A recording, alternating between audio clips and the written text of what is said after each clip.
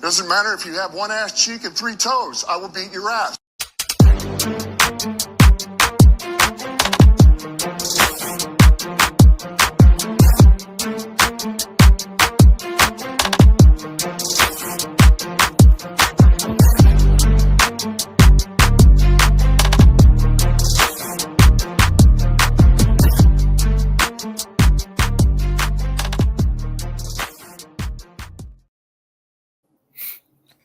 Welcome to the show, the One Ass Cheek and 3 Toes. I am your host, Nate the Great, and I got my fellas here, Mr. BA and Jay Weezy. Fellas, how you doing? Good, man. What's up, Fire Kiss? Good deal. Hey. Shout out. What's up? No, I was saying hey to Fire Kiss. Oh, Appreciate hey, what's up, Fire Kiss? Tuning in. Yeah. Well, the Lions had a stinker.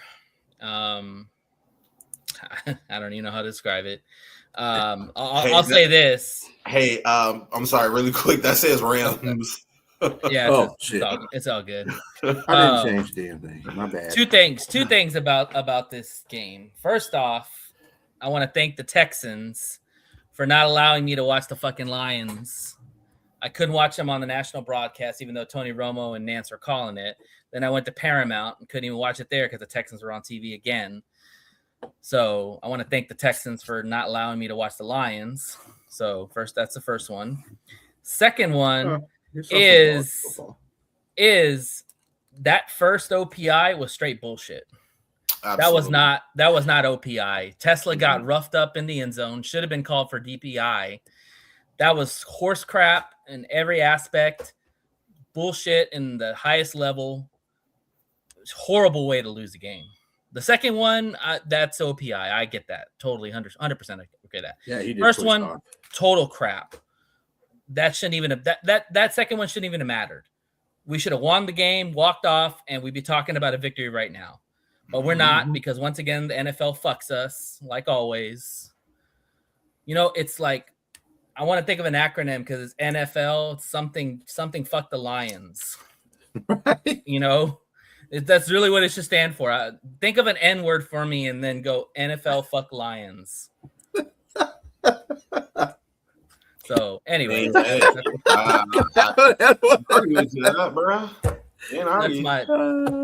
my. I can say ninjas fucking the Lions. Nicely fucking the Lions. How about that? Nicely fucking the Lions. All right. Anyways, let's get into it. It sure ain't never fucking the Lions. Lions lose 29-24. I didn't see the game, so I saw highlights. So y'all tell me what y'all saw, because I'm kind of in the blind. Well, I'll tell you what I saw. I saw them running all over our asses. That's what I saw. Yeah, I saw that on the phone. Playing that zone defense did nothing for us. 82% of the zone coverage was zone. I don't know what Shepard was thinking about. When you play man, you play run better. Okay, so you might get beat on something, but I'm gonna tell you what right now, Pittsburgh don't have the receivers like the Rams do. I agree. Pittsburgh don't even have the receivers like Dallas does. Metcalf, he'll go in and out of games. He zones in and out. I think he was giving too much respect to Aaron Rodgers because Aaron Rodgers is a G and he's been doing this for a long time. I agree, but Dak is just as good a quarterback as he is at this point. I'm with you. I'm with you on that. Is Shep over his head? No, he's got too many damn injuries. He's got, especially all in the secondary.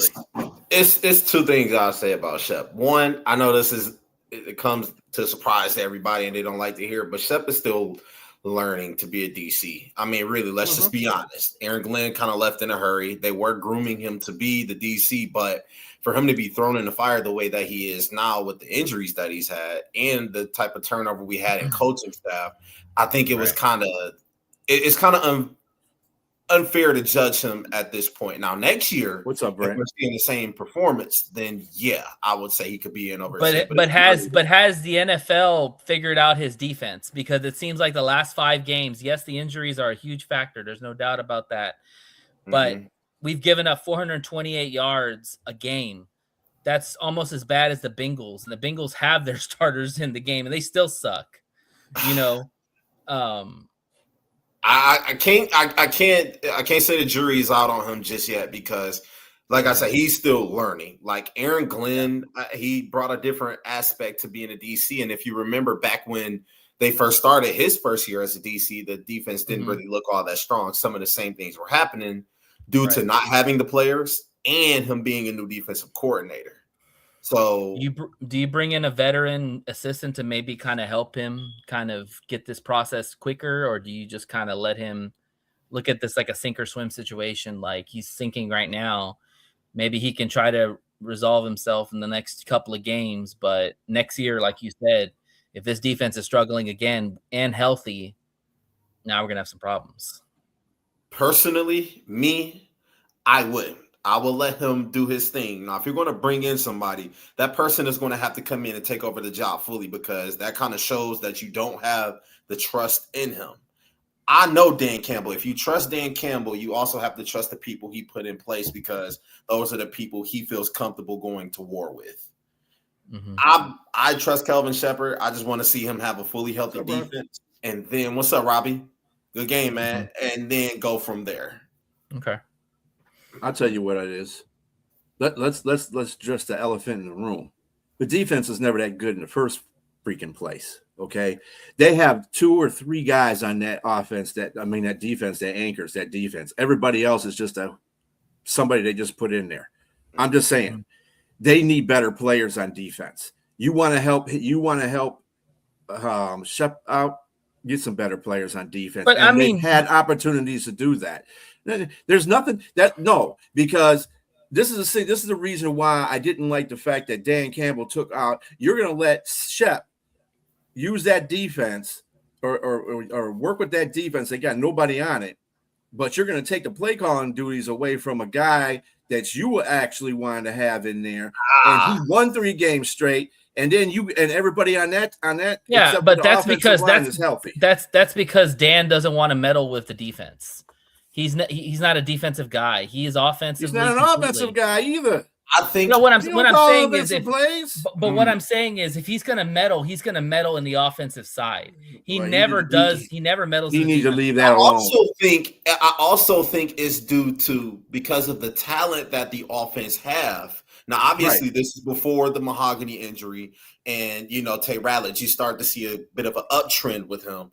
Now, with the Lions' offense, clearly the offense still have more talent than the defense, and the offense can be a little bit more reliable than the defense.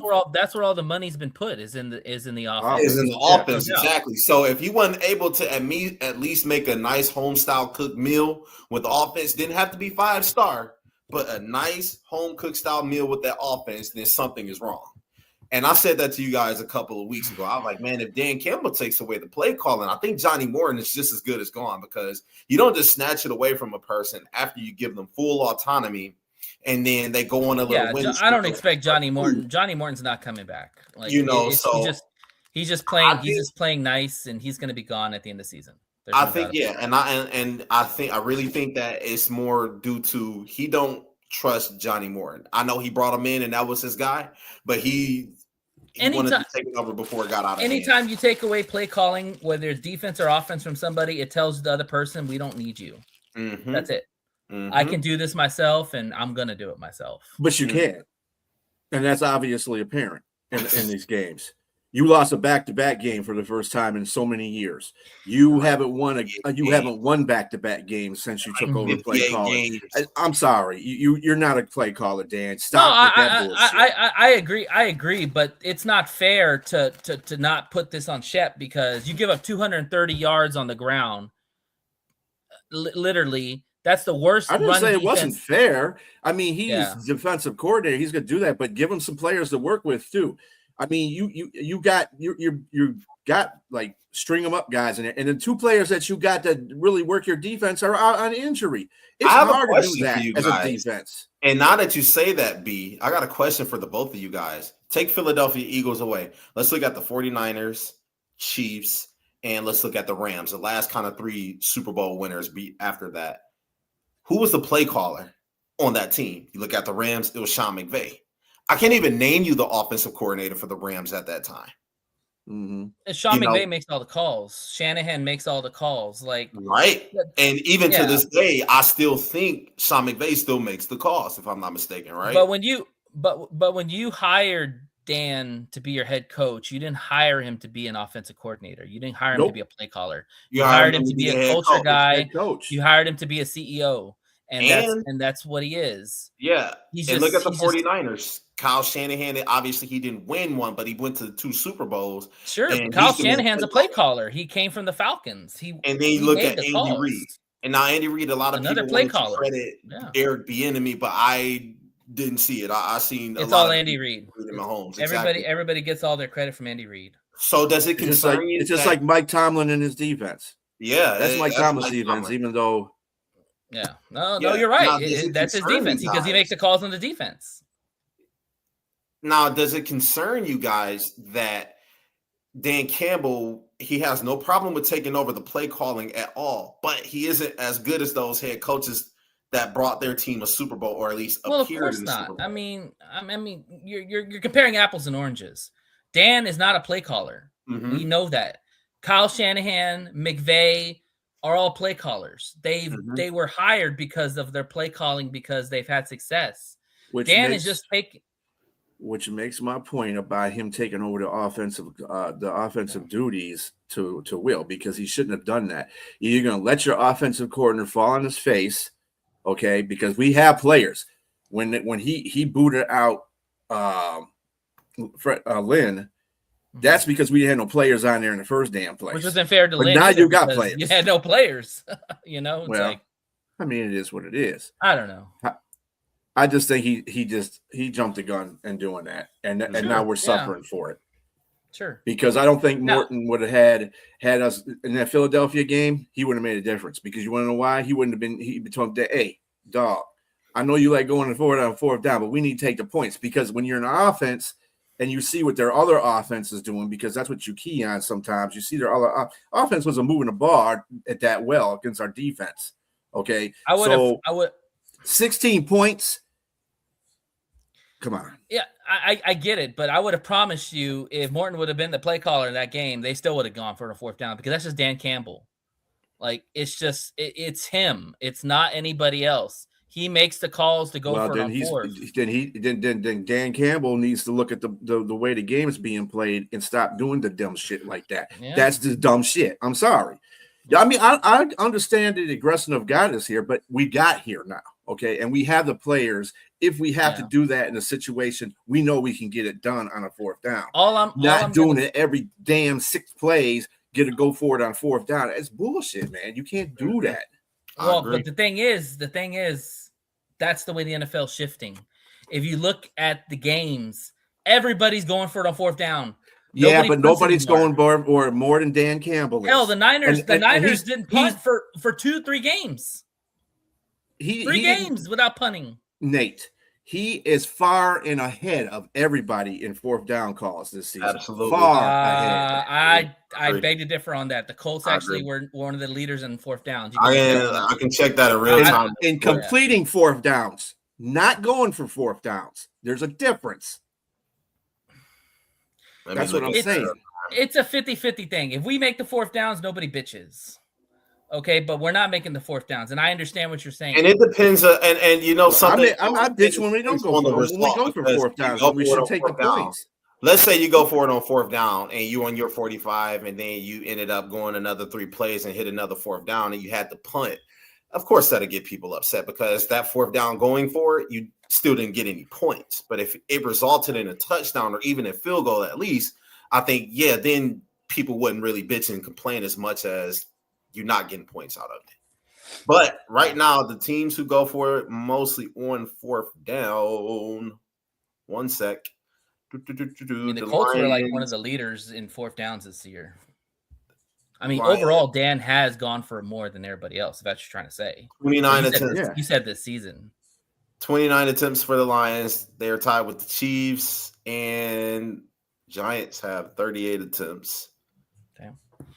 New Orleans has 31 attempts, and Carolina has 33 attempts. I mean, I get what you're none saying. of those 4 teams are in the playoffs yet. So that tells you something. You got to learn to tone down certain things. See, this is what Dan has to learn, and I hope that he learned from this season is that tone down your fourth. And he's been doing it. I can see he has been doing it. That Yeah, game, he's dialed back. He's done that. Yeah. So let's carry that into next season because now you've got to the point where you have the good players. So you don't really, if you need a 4th down desperately, then you know you can get it. Mm-hmm. But if you're in a game, he's also got to recognize the game around him. You know, you can't, like the Philadelphia game pissed me off the most. You were going for it on 4th down every time, and you had that was a little obsessive. I agree that was obsessive. Yeah, you should have kicked field goal. 3 field goals would have won that game. Possibly. I'm just saying. I mean, but let's shift to the defense because I felt this was probably the defense's worst performance in a long time, like really long run time. Defense. I mean, pass defense was no better either. I mean, Aaron Rodgers was nickel and diming. Pass defense was never good anyway. Right. But that too, because they were going to zone too much. I didn't understand that whole. That's what I'm saying. You let somebody face adversity so you can see what they do. I'm sure that Shep will have a better game plan against Minnesota. He won't make those mistakes. I thought he would have kept the same game plan he did against the Dallas Cowboys because that was effective. So Shep in his presser said he was going to make some changes personnel wise, and here's the changes. Basically, Rock Ya-Sin outsnapped Meek. Meek had 20 snaps the whole game.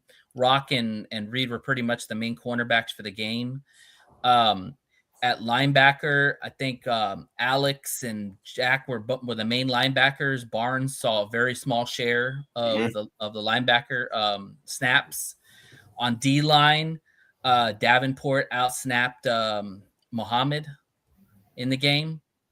Let's see. What else was there? Breaking news: Davenport's injured again. Yeah. Is that breaking news, really? But what I'm saying is those were some of the personnel changes he decided to make, and he went to more of a 2 linebacker personnel, 2 cornerbacks. So. Yeah, that was a change that screwed it up because he was used to running the 3 linebackers. I like that. Yeah, and that's what that change screwed that whole situation. I think he did that because of the tight ends, like we talked about before. But those tight ends ain't got nothing on the tight ends that the Rams have. None of them tight ends are as good as them. They don't have great receivers like the Rams do. The Rams but they utilize their but they utilize their tight ends more so because they don't have the receivers. Like Jonnu Smith, they have Washington. Washington trucked their whole defense in one play. Washington trucks a whole bunch. My God, but that wasn't even the biggest part. The biggest part that really ticked me off about them, it was the run game. The run game killed the Lions because if you guys remember, Warren had back-to-back explosive plays where he went for a touchdown twice, 45 yards. Same play. It looked like the same play over and over again. Yeah, and I don't know what's up with Alex Anzalone, what's up with Barnes, and I'm still asking the question, where's Rodrigo? I thought Rodrigo was supposed to come back and he barely got snaps himself. Again, they were running 2 base personnel on the linebackers. It was mostly Jack and Alex that were in the game. Jack Campbell, I can't say anything bad about Jack Campbell, but he can't be the only one making. He can't be the only one. Jack's playing all-pro level, man. Like he's going to be an all-pro this year. He probably will be. I wouldn't doubt. I'll tell you what's really been a thorn on my side the last 2 games, and it's very clear. We're giving up too many points right before the half. Like first off, you look at the Rams game. You had a 10-point lead, and you give up a chip shot field goal and give the Rams momentum going second half. This game, you're up by 7 points, and you give up a touchdown. When I saw it, I was like, "Are you kidding me? Why are you playing man-to-man on a before the half? It makes no sense." Yeah. And then the lack of awareness. Yeah. Hey, Brent, I'm sorry, but I'd like to see what the kid got as well, but it's just, who are you going to put him in over? Because in order to bring him up, you're going to have to take somebody away, right? The problem is our secondary is so banged up that even if our D line could get home, it's not enough time because the coverage just sucks. Let's just be honest. Maddox was terrible. One of the worst PFF grades. Maddox was in there, and you know what hurts really bad is BB is really good in run defense. Mm-hmm. You know, because he's always in the box. He's always making those plays and blowing stuff up. His replacement was terrible. You know, like it's just a lot. You know, but 230 yards, that's no excuse. No excuse at all. They had like 400. You give up 3 explosives for touchdowns. Yeah. You can't do that. Again, you can't do that, but that's one of the worst games that the Lions have had offense. I mean, as far as the run game is concerned, they pretty much contain a run. And I think that was because Shep was trying to do whatever he could to get that defense to stop somebody. And I think that now he knows he shouldn't be doing that. And if Davenport has more snaps than Muhammad, that's a problem. Mm-hmm. If you go from 3 to 2 linebackers, that's a problem. Mm-hmm. You're playing zone 82% of the time, that's a problem. That's what I'm saying. Is like quarterback is. That's what I'm saying. Shep's still trying to figure this out on he's still trying things out. This is the part of the year where you've already got your stuff and you run with it. You either sink or swim with it. You can't be changing all these things. You know, we talk about Dan. He's done this actually in the last every game. All those games you're talking about, he's changed the defense slightly in some way every one of those games. So, and it's not helping. And like I said, I don't like using injuries as an excuse, but our injuries, it's a big fucking problem. It's a big problem. It's a problem because, you know, one thing that I think you guys really just hit on it. The run game was ass. It's crazy when the tight end can outrun both our running backs combined. Aaron Rodgers outran fucking Jack Campbell. You know, and that's a problem. So I think it really just comes down to missing a lot of people as well. Like Sam Laporta, this is the importance of Sam Laporta. Not only was he good at receiving, but he was a damn good blocker as well. If not the best, he was probably the second best behind George Kittle. Yeah. Sam Laporta is really good at run blocking, and when you're missing him, you're missing Brock Wright, you're missing a couple more people, that starts to take a toll on offense. They're not able to run the jumbo packages they're used to run. They're not able to run and, you know, do as much as they did. Really quick, Nate, did you guys see where what's that edge rusher name who came in and cracked Montgomery twice on the same play? And Tate Ratliff came in as he was pulling. That was Highsmith. I think that was Hayward. Was that Highsmith? That's what was Highsmith. Yeah. Dude, 2 times. David Montgomery's met in the unblocked. backfield. The dude wasn't blocked. You can't unblocked. You can't. You don't. That's the offensive line not communicating. Real quick. And this kind of goes to the bigger problem because I think that. Not on those two on that. That was. I think this has been the problem all year. Yes, it is the O-line, but let's be real. When the Lions have been successful, they've won on both sides of the trenches. They're losing both sides of the trenches. You can't stop the run, and you can't run the fucking football. 15 yards in the game. Aaron Rodgers had 9 yards himself. Mm-hmm. That is not Detroit Lion football. Period. You can't run 15 yards in a game. And you know somebody else who has to take a big portion of that blame too? Ali McNeil. McNeil, you just signed a big contract. Reader, McNeil, DJ Reader. Yeah. This isn't that same DJ Reader we thought that he could possibly be just effective at least 60 to 70% of what he was. But Reader ain't the same. Neither is Ali McNeil. And it's really showing that when Roy Lopez is your highest graded defensive tackle. Hey, Roy's been balling out, man. That is a problem because none of us expect Roy Lopez to come in and make a big impact. We really counted on bringing Ali McNeil back as soon as he had gotten healthy, and we counted on DJ Reader, a seasoned vet that shows that he can still play. I was high on Roy Lopez because I watched his tape before when he played other teams. Like, that's just me, but he's played well. I thought he was really just finding his way through the league and, you know, trying to just end up somewhere. I did not think that he'd come in and make the impact that he did. He's a hard worker, man. Let me just say something, add something out about the defense. The passing game against the defense wasn't as bad as you think it was.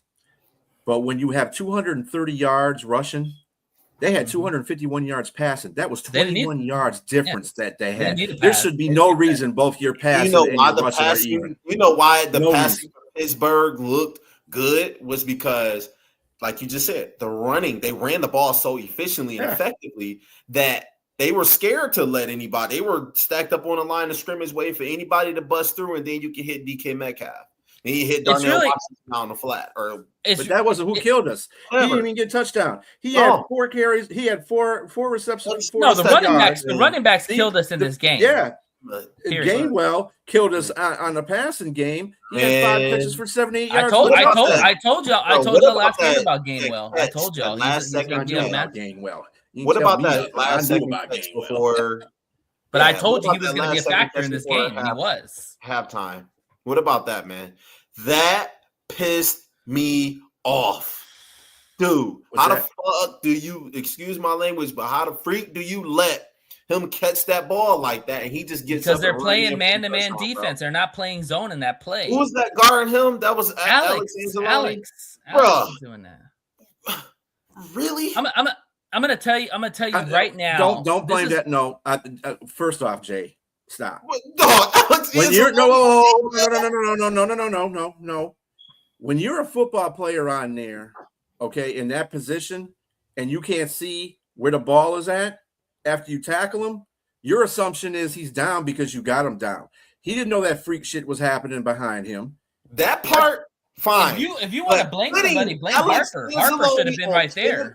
Well, bro, that's like me trying to guard freaking Jahmyr Gibbs. But where was Harper? Harper should have helped him out. He sucked in, and then the guy got up and ran. To leave him in space with Kenneth Gainwell, oh my God! Hey there, I'm gonna tell you right now. This is how they're attacking Shep's defense. They're not go. It's hilarious. They're not going deep, even though both our safeties are out. They're not attacking the deep ball. That's because Aaron Rodgers can't throw a pass over 50 yards. No. Time out. No, what they're doing, and Minnesota will do the same thing. They're going to dink and dunk their way down the field and keep the offense off the field. Mm-hmm. That's what they're going to do. They're going to stay on schedule, dink and dunk these short little passes, and they're not going to try to make big shots because they want to keep the offense off the field. And that's exactly what they did with Pittsburgh.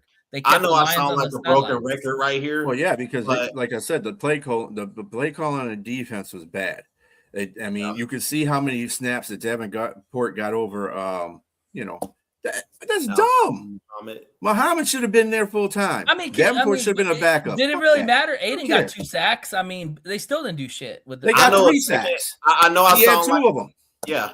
I know I sound like a broken record right here, but Nate, what you just said about Minnesota dinking and dunking their way down the field, if it was J.J. McCarthy, then I'd be like, okay, fine. But it's Brosmer. I'm not worried about Brosmer, and I know everybody wants to give Minnesota their respect. With all due respect, Minnesota is I'm just telling you, they're going to attack our linebackers in the middle. We'll talk more about this in the preview. They're going to attack our linebackers in the middle. They're not going to try to hit big deep passes downfield. I don't know why. If you got no safety help that you trust, I would be going downfield crazy, but they don't want to do that. Minnesota might be different because they do have JJ. Isn't it crazy that Justin Jefferson don't have a Pro Bowl this year, or he ain't gonna make All Pro? His quarterbacks that he ain't got nobody throwing to him. He's got inconsistent quarterbacks. I know. I'm trolling, and the reason being is because I had a couple people yell at me, be like, "I don't care who's the quarterback. He can get over 1,500 yards a season." Okay. Yeah. How's that working out? The quarterback has to get the ball to the receiver for them to have. How's that working out? What kind of sense does that make? That person needs to be. I had a couple people tell me that. Football for dummies. He needs to get a football for dummies. So to wrap up this segment, basically, as bad as the defense played, as bad as the offense at times played, they still had a chance to win this fucking game. Mm-hmm. And that's the frustration of this Lions in a nutshell this season.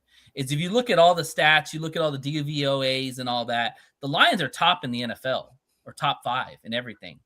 It's the small things that we're not doing, the false starts, the holding calls, the defensive holding calls, passing interference on offense. Yeah, the dumb running plays right before a drive, stuff like that. The little small things are killing us. Mm-hmm. And with the injuries on top of that, our margin for error is razor thin.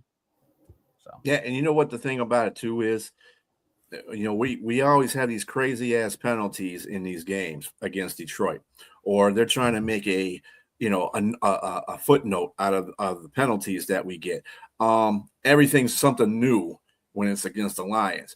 The Lions have to, we can sit here and bitch all day about it as fans, but the Lions players can do that too. In fact, Nate Burleson got in there and went on a tirade about that whole situation. Never comments about anything, and he was very vocal about what. Well, he said the pass interference on Amon was not good, which was incorrect because that was a penalty. But the one on the Tesla one, he said that the was Tesla one was an iffy one that shouldn't have been called at all. Ryan, Cam Newton, Rex Ryan, yep, everybody was going off on the referee, and I agree. That can't change. I mean, it's always against Detroit. I'm sorry. People don't understand that. When we say stuff, they think we're bitching about the refereeing. But, dude, you ain't a Detroit fan. You don't see the BS.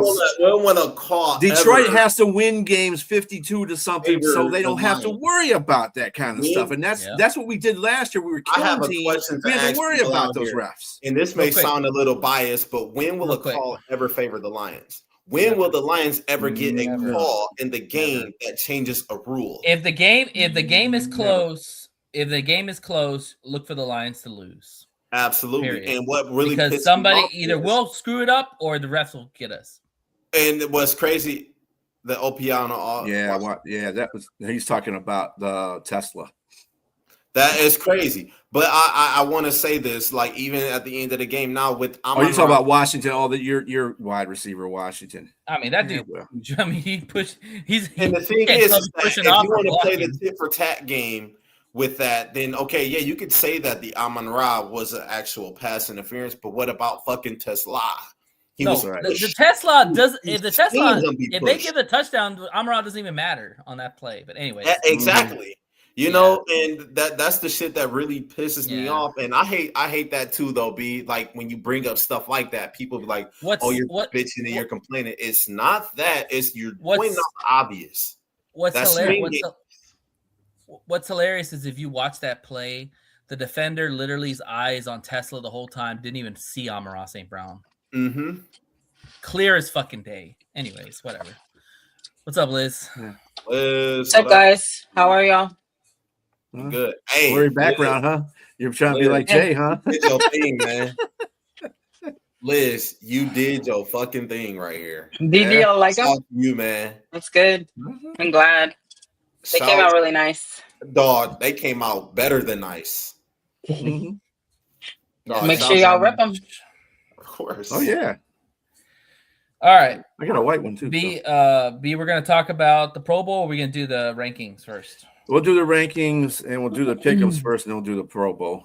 Okay, cool. So let it roll.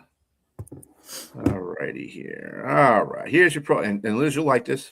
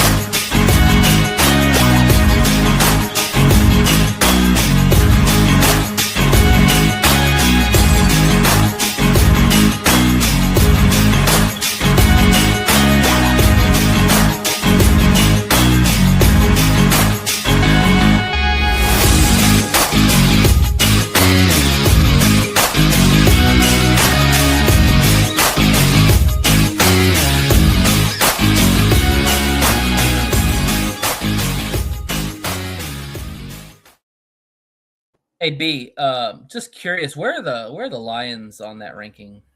Oh, I think they're like 14 or 15. I don't know, somewhere around down there, 16. Okay. They're way down there, dude. Yeah. People also don't understand too with point differential. It also matters the competition. Thank you, Robbie. We play. Yeah, thank you, Robbie. Dog, she did her thing, right? Some lady right here. It's all her. Yeah. Mm-hmm. Yeah. Well, point differential, it matters. It also matters competition wise because the Lions have been playing a lot better teams, so the games are going to be closer. So you're not going to get a lot of margin for victories. You play more shittier teams, your margin for victory could jump a lot more. So, well, I mean, Seattle hasn't really played that many shitty teams. They played all of their they played most of their Seattle. division. Yeah, Seattle's a really good Seattle's team. there's a legitimate reason for the point differential. Trust me. If you ever look at point differential and look at the Super Bowl teams, at least one that has the highest point differential is in the Super Bowl. That's because they know how to win games and they know how to win them. Well, last year we led the point differential, but we just had all the injuries. But anyway. Yeah, we should have been. Anyway. All right. So how did the picks fare? Picks fared this way. Big sheet at.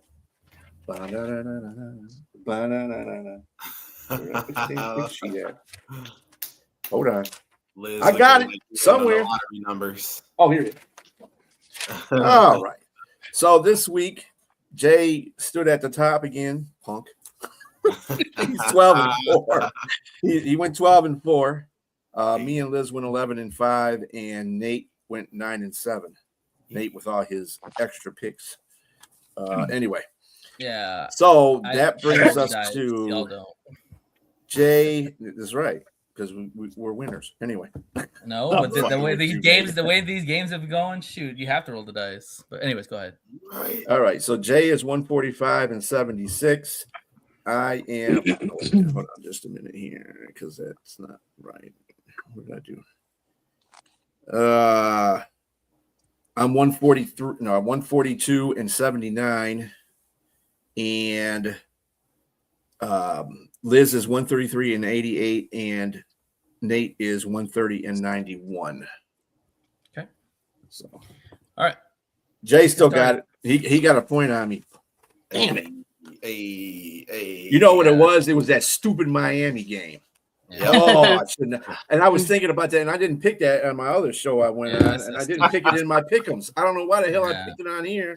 I told you they were going to bench Tua. I'm like, bro, Tua's out. I'm like, oh, it's a wrap.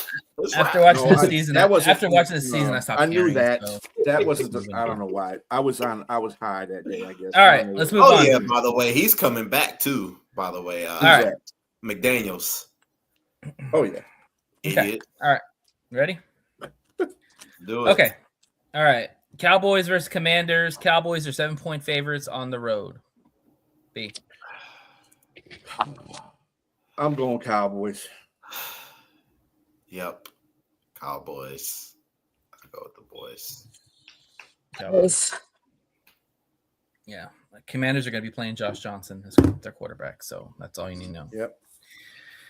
All right. Broncos versus Chiefs. Broncos are 13.5 point favorites at home. I mean, I'm on the road. I'm sorry. I got the Broncos. Broncos. No Minshew, no Mahomes. Yeah, it's wraps. All right. Ravens versus Packers. Packers are 2.5 point favorites at home. B.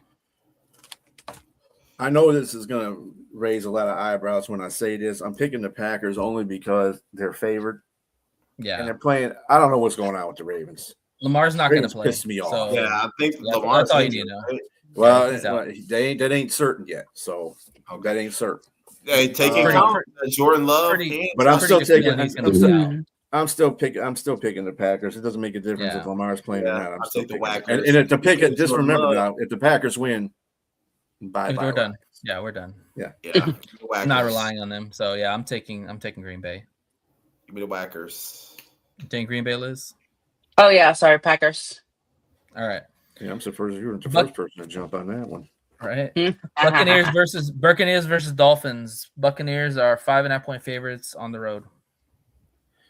God, the Bucs look like crap. Yeah, they did. Dolphins only are playing their backup quarterback. Ewers. Yeah, Ewers, or they call them Sewers. I'm taking the Bucs. They got to win sometime. This is in Florida now because they're in a division race. Yeah. Bucs and who? Dolphins. I'm taking Bucs. Okay. Tampa. You taking Dolphins or Tampa, Liz? Tampa. Okay. You said Dolphins before that, so I was asking.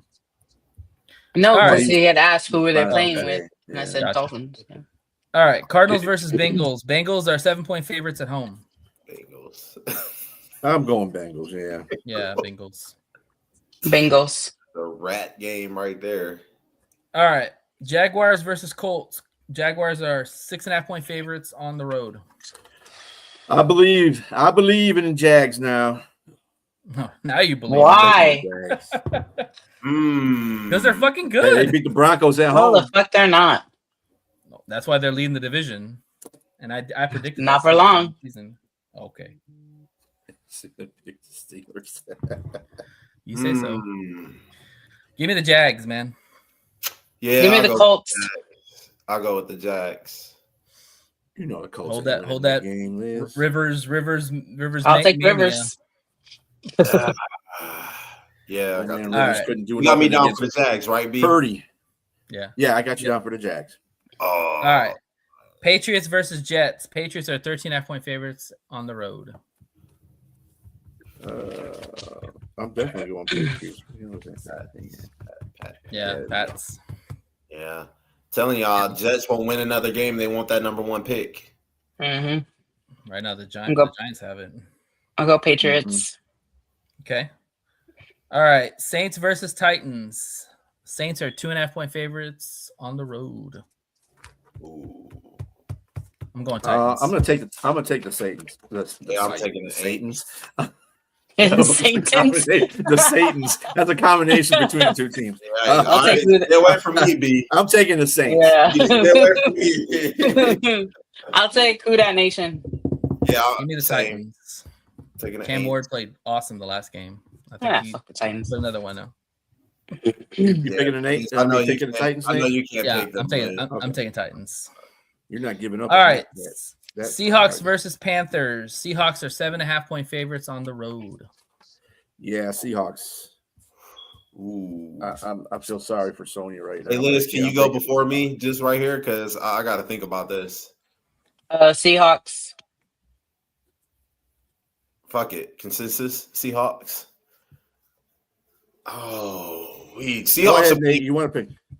Panthers are playing good right now, though, bro. They are. I'll go with the taking Seahawks. Panthers. Yeah, I'm yeah, not give me the taking Panthers. Seahawks. Okay, fine. I'll go with the Who you Seahawks. got, Nate?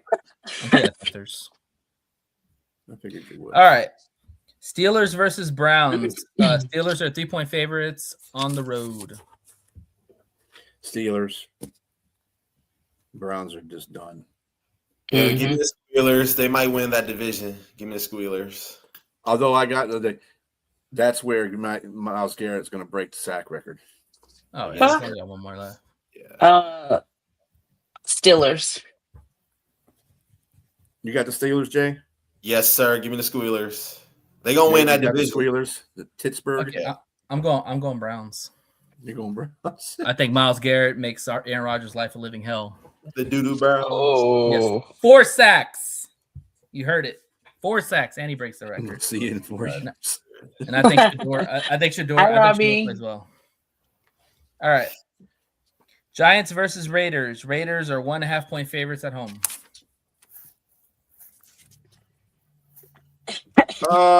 Yeah, like I really want to pick this damn game. I'm going Vegas. I'm gonna go Vegas too because they're at home and they're favored. So Yeah. Jackson Dart playing, right? He's not on concussion protocol. yeah, he's playing. He's playing. Give me the Raiders. I'll take the Raiders. All right. Eagles versus Bills. Bills are 1.5-point favorites at home. I am going Bills. I'm going Bills too because they need it. Yeah, give me them home. Josh Allen Bills. So I got a question. Is Josh Allen in the MVP race at all? Yeah. Yeah. Because this could be that game Wow. that wins MVP right here. I'm just saying. Give me the Bills. So you pick you the Bills. Liz, you say you're going to Bills? Yeah. Yeah, it's I'll gonna go Bills. Okay. Watch. All right. He gets MVP. Bears versus 49ers. 49ers are 3-point favorites at home. I'm going This is going to 49ers. be a game that shows that Chicago is real, and I think they're not. So I'm going with the 49ers. 49ers. Yeah, I'm going 40-winers too. They look good last night. B, what's the spread on that? 3. 3 points. I think that's generous in Bears' favor. It shouldn't be that. I think they I can don't beat it by a know. touchdown. I think a lot of people are not sure about the Bears because their offense is still, Yeah, well, the defenses. Yeah, I definitely think that the Bears lose here. Give me the Niners. McCaffrey's going to run all over that defense. Yeah. That defense is going to get home too. Who you got, Liz? I have no idea. They're at home. It's 49ers field, so I'm gonna go with the Bears. All right. Rams versus Falcons. Rams are 7-point favorites or 7.5-point favorites on the road. Rams. Yeah, I'm gonna go with the Rams because they totally. I mean, they can't screw that up, but they did. This is an ugly game for Stafford if they can put pressure on him. Where is it at? It's in LA, right? It's in Atlanta. It's in Atlanta. Oh. Yeah. Give me the Rams. I'll take the Rams. Rams win. Yeah. All right. Texans versus Chargers. Chargers are 2.5-point favorites at home. I'm taking Chargers. Houston. I know Thanks. who you're picking. Who you got, Jay? I got give me Houston. Damn it. I got Houston. I gotta go in Houston too. I gotta roll with Houston, bro. I do too. Have y'all seen Justin Herbert play? Let me tell you, for the rest of the season, I know we only got 1 week left, but I am not picking against Houston. Never. I'm done. I'm good. I'm good. I don't know about that one. I'm good. I will stand on the Chargers. Raiders. Let's go ahead. I ain't doing it, bro. All right. Yeah, I saw what Herbert did against Eagles. Yeah. Herbert, Anyway. yeah, exactly. Herbert's been balling And out. Eagles ain't got that good of a defense. Exactly. Yeah, good of a defense. You got 2 people on that defense you're going to have to worry about. And did you see what the Raiders quarterback than did that. on Texans defense too? That's fine. Hey, everybody's entitled to a clunker game. Listen, All right. everybody's Come on. entitled. But you got 2 people, Daniil Hunter and Will Anderson. Yeah, who didn't do shit against the Raiders. Sacks, bro. And the Raiders have a terrible line. And the Chargers are now See, you base everything off one game, Nate. Everybody can have a shit game. I'm just telling you what. Just The like game the we Lions have to against watch because they Minnesota the couldn't play first a time. Ryan they got a shit and the thing is, the Texans' offense is inconsistent too, and the Chargers actually have a really good defense. So yes, give me Yeah, the they Chargers. played good struggle defenses We'll see. before and they won. We'll see on Saturday. See what happens. Yeah. That's what I'm saying. Chargers struggle with good defenses. Yeah, they do. Big We'll see. time. Well, they have a better record than the Texans do. I'm just saying. So they figured something out. Really, you're stretching. But I mean, they figured it out even with backup tackles. They're still playing at a high level. So, all right. Lions and Vikings. Lions are 7.5-point favorites on the road. Lions. Let me just get that out of the way. I'm going Vikings. I mean, we're gonna fucking lose. I'm not gonna lie.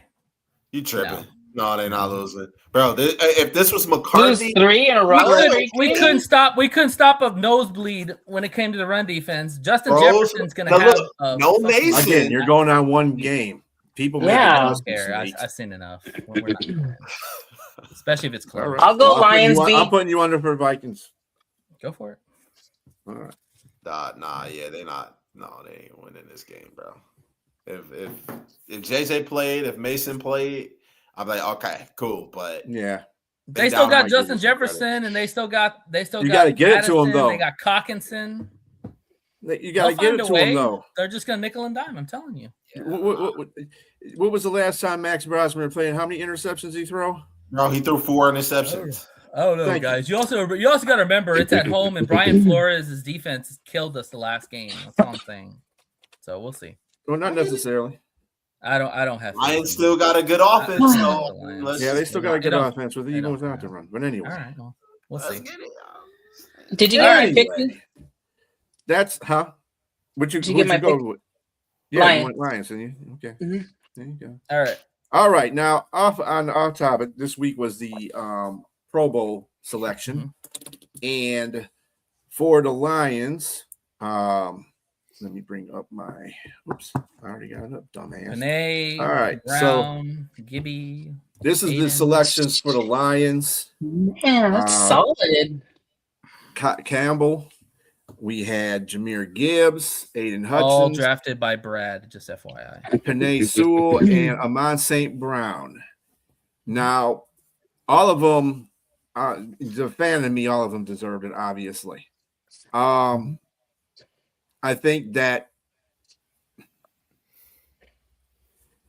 we got to be honest about something about Jahmyr. He is becoming the guy that they're trying to stop. Good running backs do not allow that to happen. Okay. Let me tell you who's been pushing forward. Now, he didn't get that many yards, but when he got the ball, he was pushing through that line. That was Montgomery. And this is the thing that I do not like about the Lions. Me and you talk about this a lot, Nate. They need to go with the running back that's going to get them through that line. If Montgomery is the one getting them through the line, because you can't use that jazz all the time on defenses. But Montgomery, it needs to be used a lot more, I think. Well, let's say this about Montgomery. I don't know if y'all saw his tweet, but he liked somebody saying that maybe he should ask for a trade. Yeah, I saw that. Because they're not utilizing them. They need to utilize them. I've seen games where he's done changed the whole profile of the game around because he's done run through the whole line that's not blocking very well for Jahmyr somehow. But then when Montgomery gets in there, he's running through the whole damn line. Ask me something about that. Jahmyr Gibbs is not quite there yet as a running back. Let's pump the brakes. Well, he's never going to be between the tackles type of runner. He's more of getting space and. But you can't make him a number one back then. That's all I gotta say. I disagree with that. I really agree. You can't make him a number one. You have to. You can't do that. You got to wear defense. He's literally a home run every play if he gets the right blocking. How do you not have him in there? Well, okay. So what's the problem? So what's the difference when Montgomery gets in there and runs through that same line? Well, Montgomery's not a home run threat. I mean, he's more of a power. He's not a power, but you don't necessarily need to have a home run threat every time. You need to get the first, second, and goal, second and short most of the time. One thing that Ben Johnson led offense did last year was wear other opposing defenses down, and then they started using with Monty. Jahmyr Gibbs, Montgomery. Yeah, but I know a lot of people that were clamoring that Monty shouldn't be starting because he doesn't get very much yardage at times, and put Gibby in there. So you can argue both ways on that. I'll tell you this: against the Pittsburgh Steelers a couple of days ago, who looked more fresh and who looked, and I know he didn't rush for as many yards. I didn't know. I didn't see the game. Who looked more explosive? Monty. You know, and you've seen that time and time again. Montgomery is not a bad back. He's the only thing he don't have that Jahmyr Gibbs has is speed. But he's very well good on his feet. He has great footwork. He has great vision. Get through the line of scrimmage. He can. The problem is, and we've talked about this again. I've said this multiple fucking times. I don't like this running back one drive and running back the other drive.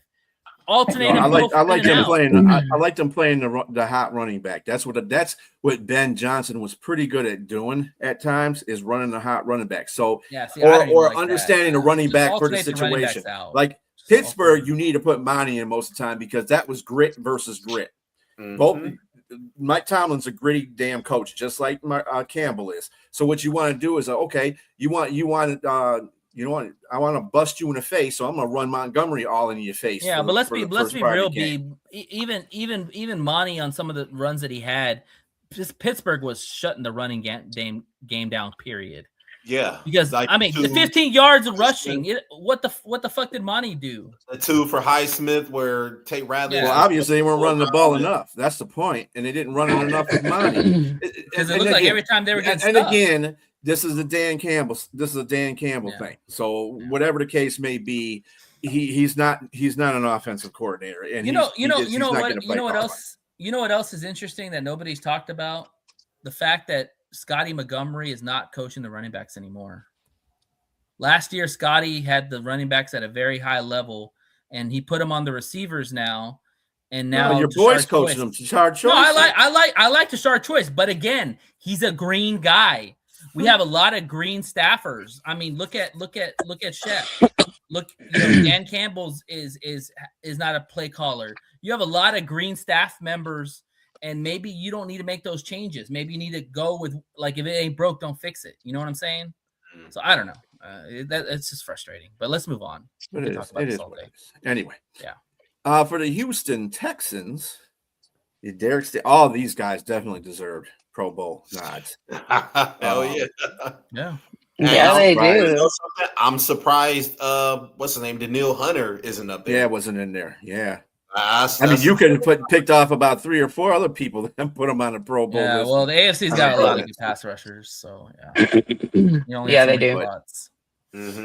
Congrats, Liz. You got a Super Bowl you. Team right there. Legit. I mean, offense gets itself together, it would be greater. It would be they're a couple years. And then but I'm very proud of them. And my opinion is the biggest snub was this guy right here. 100%. Ain't no way in hell he shouldn't have got in the Pro Bowl. Who got? The only person that should have gotten a Pro Bowl above him in the NFC was Matt Stafford, and he got in there. But Darnold, wow, come on. Yeah, they went with Darnold because 13 Darnold is the interceptions number one and seed. 24 touchdowns. Yeah, he didn't even throw it from any yard. You know what? I'm tired of that fucking. It's all about. I'm tired of Pro Bowl. I'm tired of. It's all about optics. It really is. My ass. That's my optics. It's about optics. And like Nate said, unfortunately, I hate to have to agree with that because it's just so cringy. But it's all about what looks good to them, what looks flashy to them. Let me tell you what it's about. That shit sucks. It's about optics. No, it's not about optics. It's about the fact is that Stafford was always in the same situation. You know the reason why? He plays for Detroit. You know something? I can't name you another time. But even think about this. Even before Jared Goff got here to Detroit, he still had good seasons. Had he ever made a Pro Bowl? I think he made one. You get what I'm saying? It's about who looks good and who looks more flashier on the field. That's what it's about. Here it is. It's as simple as this. They don't view Jared Goff as a quarterback that can take a team and win, which is stupid because of the running backs we have. Like he's got a Super Bowl. He's been in a Super Bowl. I get it. But what I'm telling you is they look at Jared Goff as, oh yeah, he's a good quarterback, but he also has 2 running backs that he can rely on. Most quarterbacks in the NFL don't have that situation. So it hinders him when it comes to people looking at his overall stats. You know, his overall stats are better than the majority of football players. I get it, B. I get it. I'm just telling you that's the narrative that is with him. But if that's true, then why the fuck is Jalen Hurts even in that discussion? Because Saquon Barkley makes Jalen Hurts look really good. Yep. Yeah. Jalen Hurts is not even half of Jared Goff. No. And what I'm saying is too, everybody talks about, Lamar is this and Lamar is that, or Josh Allen is that. But dude, how many Super Bowls you been in? Yeah. 0. Hey, I ain't gonna lie, Josh Allen is Superman. If it wasn't for still them, ain't been in the Super Bowl though. He could be still Superman, but he ain't been in the Super Bowl. I get it. Hey, look, credit to Jared Goff for making the Super Bowl, but I will not downplay Josh Allen. When if Josh Allen went down, I guarantee you the Bills don't win over 2 or 3 games that season. If Josh Allen, he's an alternate. So who's ahead of him? Who's ahead of him? B. It was Stafford and Dak. No, it was No, Dak didn't even make it. Dak didn't make it. It was Stafford and Darnold, and who was the other guy? Sam Darnold. Person. Yeah, Sam Darnold. Motherfucker ain't done shit. I mean, he's been okay as a quarterback. I'm not putting him down because he's done Seattle number well. 1 in the NFL, but he's got 13 interceptions, 24 touchdowns, and he ain't nearly throw as many yards as Goff has. Well, it looks like one of those guys will make the Super Bowl, so Goff will get in. So, they'll just get to the back. Yeah, Stafford will probably get in there. But anyway, I just think that's just a damn shame. No, I agree. I mean, but we've talked about this. Even Lions fans, and I only bring up the Super Bowl point because other people always bring it up too. Like, oh, he's Super Bowl. But I said, but you're saying the same thing. And Lamar Jackson and Josh Allen haven't won a Super Bowl. I don't never put quarterbacks in that position because it takes a team to win a Super Bowl. It doesn't take one individual to win it. Yeah. So just absolutely like the wins and losses thing with the quarterbacks, you can't. Yeah, Stafford's played his. I'm going to say this really quick about because I want to say this about Josh Allen. I have to give this man his credit. He will more than likely account for over 40 touchdowns with throwing and his feet this season. He has to. That There's is nothing crazy. around him. Compare that to anybody else who has rushing touchdowns and catch touchdown passes. Just imagine if Josh Allen didn't have Cook right now. Like, I think they would still be okay. Now, obviously, they won't be as good of a run threat as they are. Obviously, he'd have to put up more yards. Well, I mean, James Cook is kind of the difference maker on that team too. That dude is balling. Number one leading rusher. You can say everything you want about Josh, but James Cook is balling. Absolutely. I give him his due credit. He's balling, but if he went down, I don't think it'd have the same impact as if Josh Allen went down. And I remember. Let me ask you this question though: if any quarterback went down in their position, well, the top quarterbacks in the league went down. Do you think their Lions wouldn't recover with Goff being down? Kyle Allen, really? Stafford. Who backs up Stafford? Thank you. That is those teams that fall apart. Jimmy Garoppolo. Is it Garoppolo or Sexy Stenson? Like if Sam Darnold went down, I would like to think that somebody could come in and do the same shit. I mean, look at Indianapolis. You know, people talk about the Rivers is doing really good when he came back in, but Rivers doesn't do one thing that Daniel Jones did. That's the Colts went from being the favorites to somebody else. I think if they went down, obviously it would any starting quarterback going down, it would hurt the team. But Malik Willis, he still plays at a high level too, and he can run that Green Bay offense if they wanted to. They just invested so much money into Jordan Love. Let's be honest. Yeah, he wins with that team too. Mm-hmm. I think he's like, well, before he just doesn't Chicago screw it up. Game, That's all he does. Yeah. I think it's like a 4-2 with them, but hey, he was carrying them last year when Jordan Love was sitting out. Sure did, and I hated him every second for that. I hated him every second for that, man. Well, congrats to the Pro Bowlers. If we have a Pro Bowl, I don't know. Yeah, no, but something, B, I have to agree with you on that. I hate the fact that they snubbed Jared Goff because you don't put numbers up like that consistently with the type of turnover that the Lions had when it comes to coaches. It sucks, but I'm not surprised. It's very hard to leave someone out like that. And I mean, I can't even say that they can use it for fuel because it's just an ongoing story every year of why you don't get chosen to be all pro or why you don't get the calls or why you're not going to be the Pro Bowler.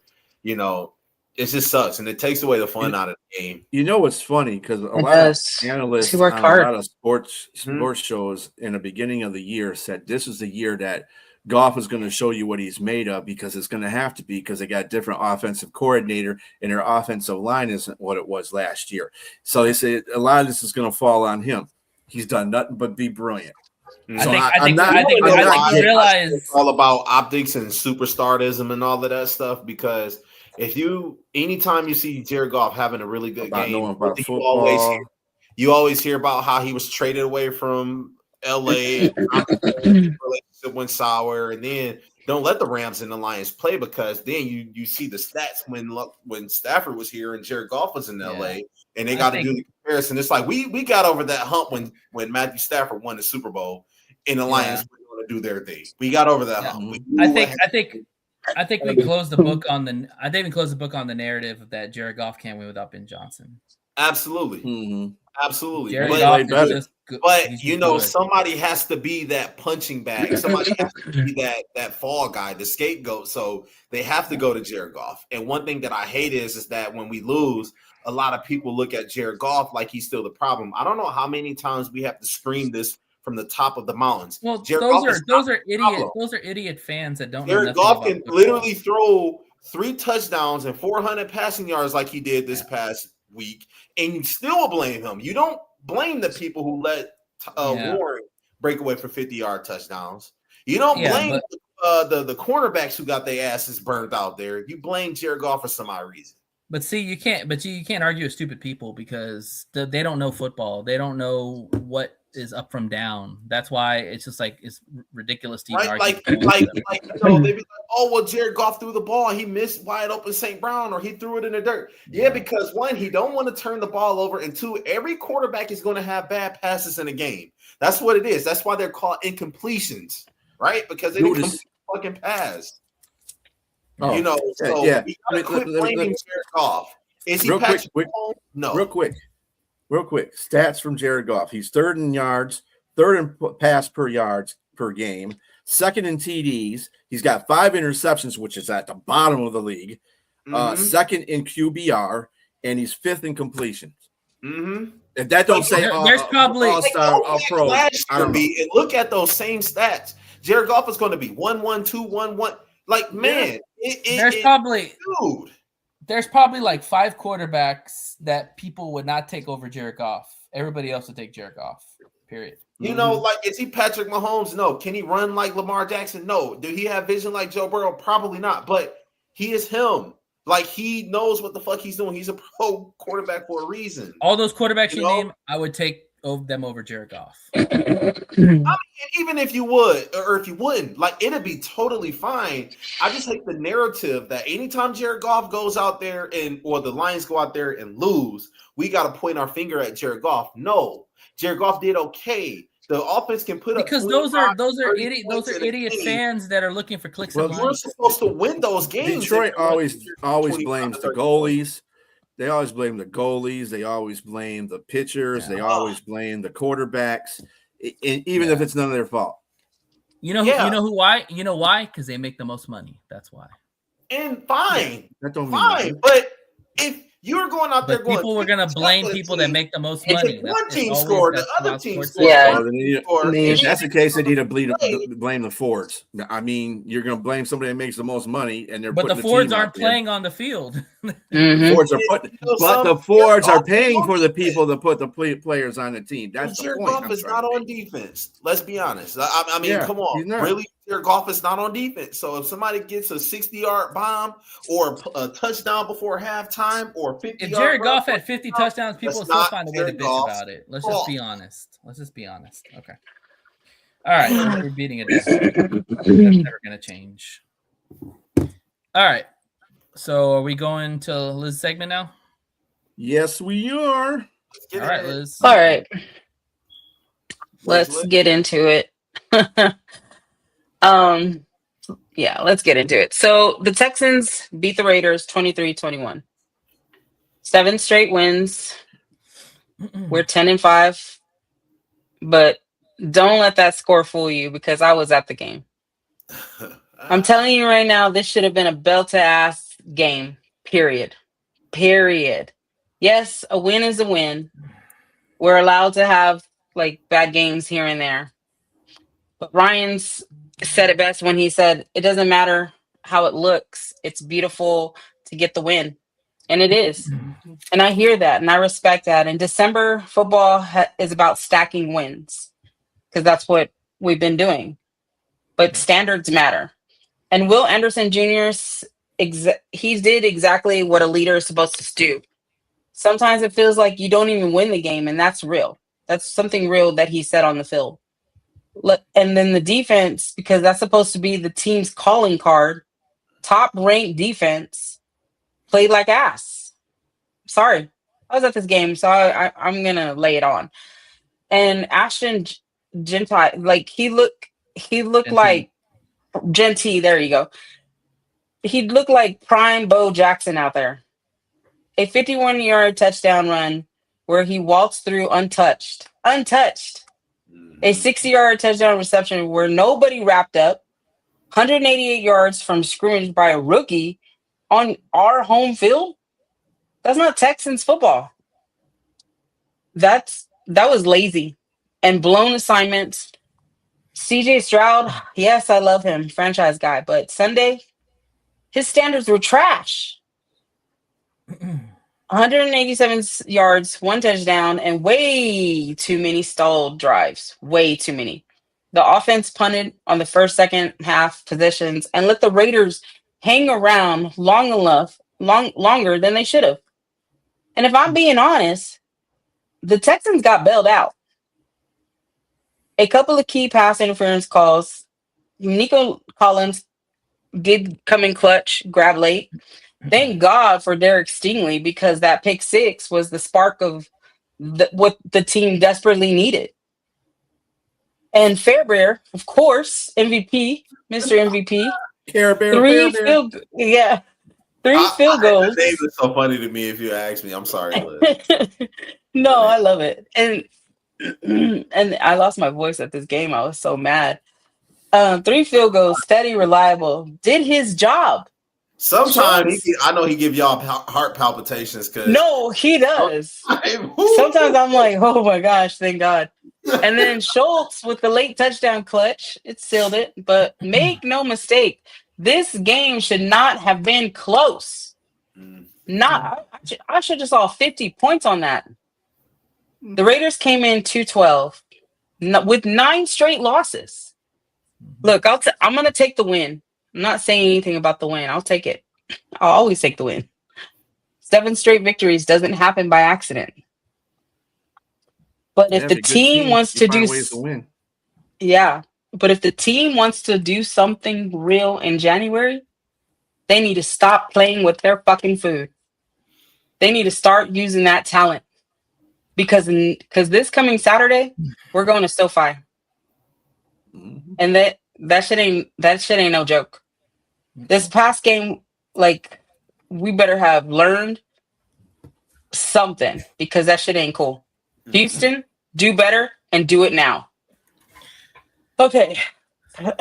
So we're going to Houston. Every games are different. You got to realize that too. So no, I know. Anything that you did wrong, or the coaching staff love these kind of games because they can say, "Yeah, you won, but you fucked this up, you fucked that up. You need to do better this way, you need to do better that way." They love those kind. The common theme for me, even in the wins, I just don't believe in Stroud. I'll be honest with you. I have a lot of reservations with Stroud. And the thing is that you can talk all about the defense being so good and all that. But if your quarterback can't get you winning plays and get himself right offensively, you're not going to go very far. You know what? I'll say this. I think CJ Stroud is going to be in that kind of like Jared Goff kind of conversation where things has to be perfect. That was his comp. Yeah. To be successful. And that's not necessarily a bad thing because I think when Houston originally drafted CJ Stroud, they thought he would be the person that could carry a team like he did. He had a really good rookie year. Yeah. But he wasn't able to do that. You know, and I think that everything is going to have to be perfect around CJ Stroud. Like, one, protect him a lot. Number 2, have a running back that can actually run the ball and keep drives going and not have to throw the ball 50 times a game. And I think that'd be like really big for you guys' offense. That's just my take, though. But what pisses me off about Jay, I didn't mean to cut you off. No, what pisses me off about Stroud was when I was at the game, he kept throwing to Jordan. Like, I get it. He's the new kid in town. He's a new kid on the block. He's a new kid in your classroom. But Chubb was right there. And you're not utilizing none of your other people. You're not utilizing any of your other brothers. What kind of leader are you if you're not going to utilize them? Move the fucking ball around, Stroud. His awareness is not there. Exactly. It's not. His mentality is not there either. Yeah. He's struggling mentally. Those are things that can be fixed. And then it shows it physically. When you struggle mentally, it's going to show physically. Period. He's been in the NFL how long? It's what's third year, right? Third year. Yeah. This is supposed to be his third year. No, this is supposed to be where he's let's go. Because the contract's coming up. And you got to figure out if you're going to throw $300 million at him. Oh, they will. Going forward. Oh, they definitely will. Yeah. Oh, absolutely. Jay, that's a different conversation we'll have on the phone, but no. I don't think so. Oh, yeah, they definitely will. He should have been doing that shit now. Yeah. If he wants that money, he needs to show it. What do you do with Stroud? Do you franchise tag him? The problem with this whole situation, Houston's won 7 in a row. That's the highest win streak in the league right now. They continue to win. That's going to cover up Stroud's. Yeah, but when they get to the playoffs, where the defenses are a lot better and the quarterbacks are a lot better, you're going to really play defenses that are a lot better. I mean, they played Broncos. Granted, they lost that game. That was the last game they lost, by the way. Yeah, they lost that game, and they were winning that game all the way until the fourth quarter. That was a defensive problem. You gonna play devil's advocate? No, I'm gonna ask everybody a question here.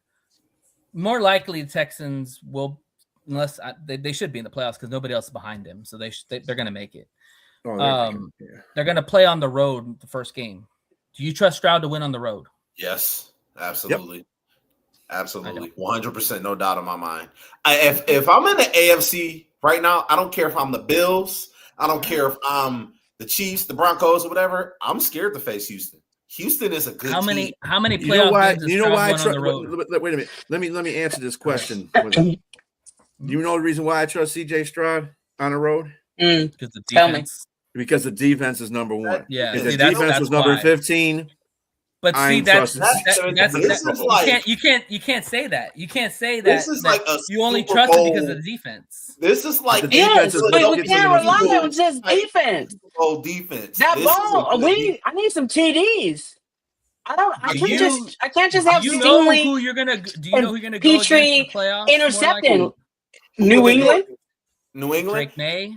You know something? Drake May. I would pick them to beat New England. You want to know why? Because New England offensive line. Jay. Is how long? Drake May. Will be how? Listen, real Drake quick. May How is long you talk will about Drake May Heisman or MVP. Drake May's been Listen, playing MVP. How level. long will Mike Vrabel and Drake May They be do able against to Buffalo. avoid good defenses like Houston?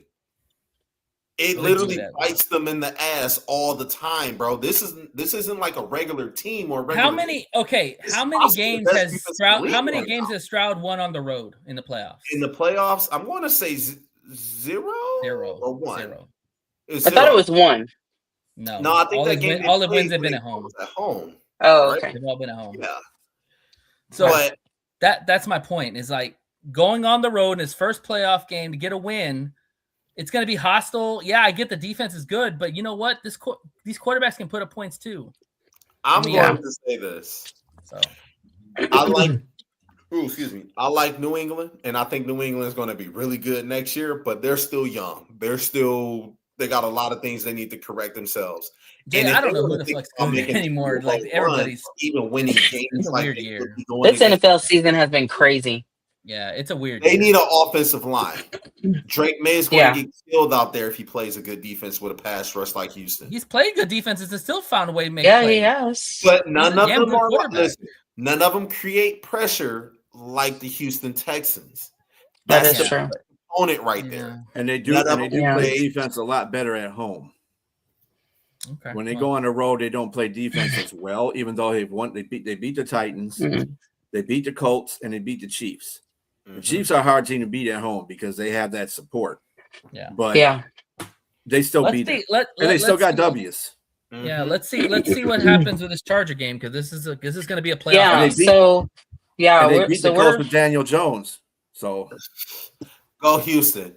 That's not saying. yeah. So we're going to SoFi saying a lot this more than Saturday. Phillip Rivers. That's for I sure. mean, I'm not saying that the Chargers are not hot. I mean, they're 4 straight wins, right? Justin Herbert They're playing some damn efficient. good football. They've been He's, some damn I good mean, football. Justin Herbert, I don't really care for him, but like he is playing efficient, confident football, heavily protected. But I think I had asked B, I was just like, is his hand broken? But you said it was healed. It was good. Wasn't So he No, put a his total. hand's still messed up, but he don't care. He's still balling out. Yeah, that's what I'm Yeah, saying. it's He's not still his throwing balling out of hand. control. That's not crazy. his He's still throwing balling hand. out of control. I'd be like playing like this.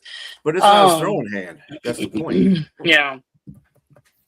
But I mean, I feel like for me, the Texans can win, Mhm. but they just can't make mistakes. They have to stay confident. They have to go playoff hungry.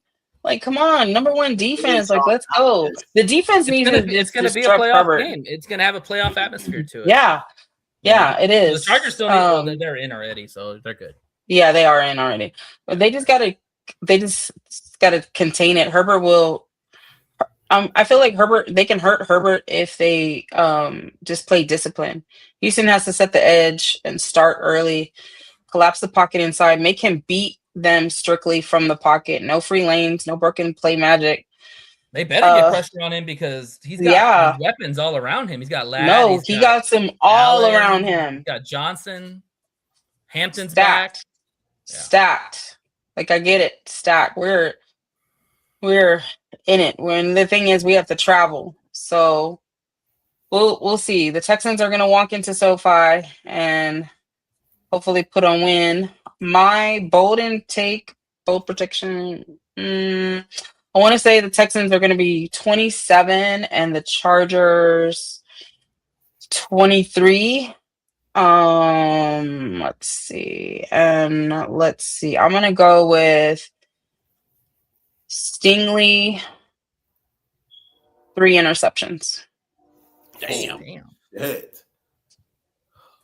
He's alert. Stingley is really playing good. He's alert. Yeah, but to get 3 picks in a game, that's You never rare. know. Hey, That's it's why a I said it's bold What's prediction. bold take. prediction. It's About a as bold. as it gets. It's a bold prediction. That's get what it bolder than is. But yeah, that's all I have. We'll see what happens on Saturday. See what happens. Go H-Town. Stand up. Let's go get this dub. Hey, Thanks, guys. Let's Yeah. go. I'm Later. ready. So we'll see. I got you. Thanks, guys. Y'all have a good night. Yes, Merry ma'am. You Christmas. too. Merry Christmas. Merry to you. Christmas to you too. Yeah. Thank you again for all the merch. Yeah. Well, she got left out, but that's okay. All right. I know she can hear us. Thank you again for everything, Liz. All right. So now I guess we can start talking about the Lions at the Vikings. Nate, what you gonna start us off with there, buddy? I mean, I just look at this team. You know, that last loss was horrible. Like, you're gonna act like it's not gonna sting, but it's gonna sting because you had everything in front of you, and then you set up for situation to play the Vikings with Brosmer, and now you're feeling like, oh, gang, we get 2 games, and then we get Chicago. Who knows what's gonna happen? Now you have to win all your games, and you got to hope the Packers lose too. That shit ain't happening. Let's be real. I'm sorry. It may. You don't know. Yeah, I give it about a 1% chance. I hope I'm wrong, but I mean, Lamar's not going to play. The Lions got a 7% chance of making it. Yeah. So, I mean, and the way the Vikings tore us up that last game, I have no faith in Dan figuring this out by Thursday. I think there's going to be a different defense out there. That defense was totally different. I don't know why they went to change all of that. All that mattered in that game. That zone coverage sucked. That zone coverage killed them the most. And then on top of that, if you're playing 2 linebackers instead of 3 and going away from which they should have played Pittsburgh. They should have played Pittsburgh the same way they played Dallas. But that's what I'm saying. Same way. If they respected DK Metcalf enough to play him in zone, you got to think that they're going to do the same thing with Justin Jefferson.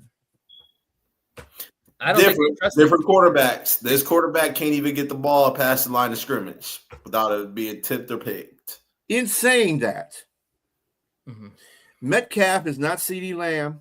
I'll be right back. And who would be? I mean, Thielen is not Pickens. So, and Dak is just as competent quarterback as Aaron Rodgers is. I don't give a damn about Aaron Rodgers' history. You still got to treat him like that top of the line quarterback, like Dak. We did that to Dak too. You got to stop trying. I think the thing about Chef is he's trying all these formulas on defense. He's kind of being a guinea pig. It's kind of like when we saw Ben Johnson do. Ben Johnson did that guinea pig stuff in the beginning of his. He was getting away with it a lot of times, but because we had a talent, but he was doing guinea pig stuff. I think that's what Steph is doing. But we don't have the talent. What don't work? Yeah, right. And that's the thing. We don't have the talent to do that. On offense, we do. It was very important for the Lions to understand who they were this year and what their strengths are and play to it. No trying to figure out new things. This wasn't the year to do that because you lost a lot of your key players, especially due to injury. Not even only with Frank Ragnow retiring, but with Zeitler leaving, with Kirby Joseph getting hurt early in the season, with Terry Arnold in and out, with DJ Reed in and out. This was one of the years the Lions have stuck true to their identity and playing to their strengths, but just didn't work out that way. Hey, give me 1 sec. I gotta take care of some business. The thing is, like with me, is what the Vikings did to us on that game was like they took everything away from us. You know, they took Gibbs out of the equation. they pressured up the middle on Goff completely. St. Brown. I think St. Brown and JMO had pretty good games. I think I don't remember that game. Yeah. Yard wise, but they have to be able to run the football, and I just don't know if they can. I mean, Minnesota still has dudes on that defense, and our line is not good. I mean, it's too inconsistent. I mean, did you see the PFF grade for Sewell? Sewell had a 64 grade. That's terrible. Something? I think Sewell is. That was one of the higher ones. Does it look like Sewell is kind of off a little bit this year? These past couple games, he's been looking off. I think he's injured. I think he's really battling. He's definitely battling some injuries. There's no doubt about that. Yeah, like this. And while Penei Sewell still looks great and he still made Pro Bowl, I mean, he definitely doesn't look as dominant as he used to. Now that could be a byproduct of him playing next to someone new as well and having to pick up extra slack. But I also think he's definitely dealing with some injuries. Yeah, I mean, he was dealing with injuries last year too. I mean, the difference is definitely the line. The interior line has to be better communicate. Has to communicate better. Yeah, so we even know Graham's. That's the whole thing. That's another thing too. All right, Mike's going to be on just a minute here. He just drove. Do you have the practice report for the Vikings? I know yeah, I got all the. You mean injury reports? Okay. Yeah. Yeah. Let's see. Hawkinson hasn't played twice, or hasn't been on practice twice. He has DNP. Ryan Kelly, the center, DNP, but he has a concussion. Jordan Mason, DNP twice. JJ McCarthy, of course, he's not playing anyway. Bill O'Neill, the offensive tackle, he had DNP on Monday. He had limited playing time, and everybody else has been good. Aaron Jones, Javon Hargrave, who didn't play last game, he looks like he's good to go. Eric Wilson, Gavin Bartholomew, Ty Chandler, and Austin Keys are all good, are full game participants. Also, you got to remember who's out for the season. One of their great linebackers is out for the season. Is it Metellus? No, it's Green. What's his name? Green. No, it's Pace. Grenard. Oh, Grenard. He's out for the season. Ooh, really? Ooh. Yep. And remember, he gave the Lions hell last game. Grenard is their best linebacker. That dude can create havoc. Still got Van Ginkel there, so that's. Ooh. I don't know. I mean, if the Lions are going to win this game, it's going to have to be on the offensive side. Mm-hmm. And that's the reason why I just don't have faith in them, because this line got mauled around by Pittsburgh. I don't even think Pittsburgh's that good of a defense, and they literally stopped everything that we tried to do in the run. They eliminated the explosives, and they just put a lock on us. They didn't do that good because we had a chance to win at the end, so they didn't do that good. Well, I mean, yeah, at the end, I think the difference in this game was, guess who didn't play in this game? Glasgow. Mm-hmm. And as bad as everybody keeps dogging Glasgow out for his stuff, but is he going to play? That's my question. Yes, he's been a full participant. Let me see. Okay, I just saw him out here. Yep, limited Monday and full participant Tuesday, so he should be good to go. The only guy that we have that probably won't play, hopefully he will play. I think Dan Campbell said we got to look at it day to day. Is Maddox? Oh no, Amarov's fine. Maddox is the guy. He's been DNP for Monday and Tuesday, but when he was asked about that at the press conference, he said he's just got to take it day by day. He said he looks better. Maddox didn't look good for the game against Pittsburgh. He had one of the lowest PFF grades. So, I mean, but I don't know who else we have. Man, Whiteside played in that game. He took over for when Reed went out. Remember when Reed got hurt? Reed went out for a few plays. Whiteside got 7 plays in his position. And I think that was when they made a couple of defensive stops too. Couldn't throw on them. Pittsburgh had a real hard time finding their receivers. It was just the running game made everything look better than it was. The receiving, the passing game for Pittsburgh was. Which brings us to another point. Aaron Jones, man. Aaron Jones is the killer every time against us. I mean, the last game he killed us until he got hurt. You got to hope that he gets hurt again, so he's not killing us. But he's a killer for us all the time. Every time we play Aaron Jones, he always has a big game. and then an injury derails him. So, Well, I mean, he didn't get injured when we beat his ass in Green Bay the second year. Yeah, with Dan Campbell. mm-hmm. Kirby is his daddy. That's the other reason why they didn't win that game is because Kirby is his daddy. If he was out there, if Kirby was out there, Kirby would have made him his bitch. That's what I'm just saying. I'm not buying that Aaron Rodgers stuff. That's a mental thing. Oh man, Aaron Rodgers couldn't even get the ball down the field as much as he wanted to, bro. He didn't have to. He just handed the ball off and he got like 50 yards and cloud of dust. That's the reason why the passing game looked good because of the running game. Sure, yeah. But the pass game was dull.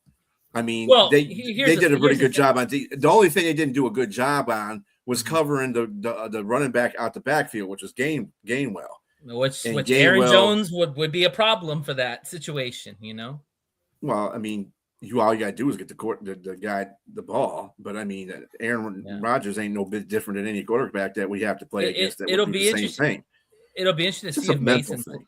It'll be interesting to see if Mason plays because Mason, if he plays, that's going to help spell Aaron Jones. If he doesn't play, then maybe they put more on Aaron Jones's plate.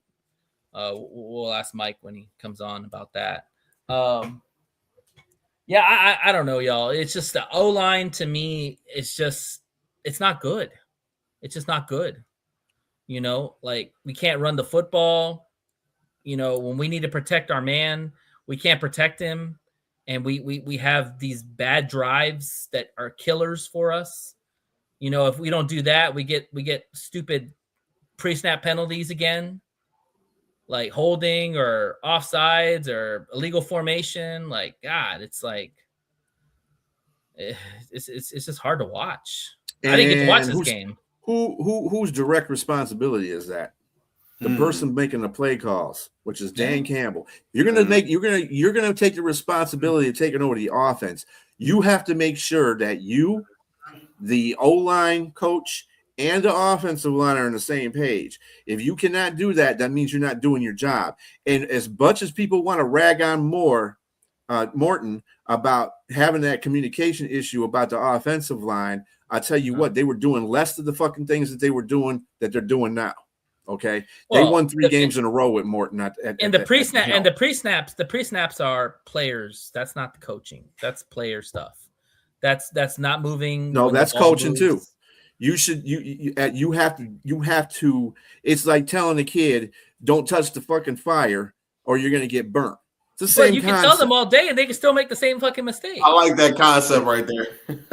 Okay, you can say that, but then that's why there's not good offensive linemen in the NFL all the time because they don't follow directions. This is called following directions. Well, if then you that's look that at the fucking player. ball when it's snapped, then you can move. They teach that shit in fucking Pee Wee. And right? You know how many offensive lines still don't pay attention to that shit? I know. It's one of the it's one of the biggest. Literally, it's kind of like tackling. You move. It's kind of like tackling. That concept has gone out the window too. And I'll tell you right now, it's gonna be loudest. It's gonna be loudest fucking Minnesota. So they better be on silent snaps or whatever. They got to figure this shit out. But that's what happens when you have young guys too. That's where the vets come in as a better situation because they've been in those wars. I have a question though. So do you think, Nate, that with these younger guys that they could possibly kick it up a notch next season? I'm talking about Ratledge, Kingsley, yes. And Frazier, yes. TBD. Okay, fine. Now, with that, I'm only giving Ratledge. What way do they go in the draft, knowing that we expect them to pick it up next season? Which way do they go? You got to take the best offensive line player available. B. Period. I think they got to go center. There's plenty of good centers in this draft. Yeah.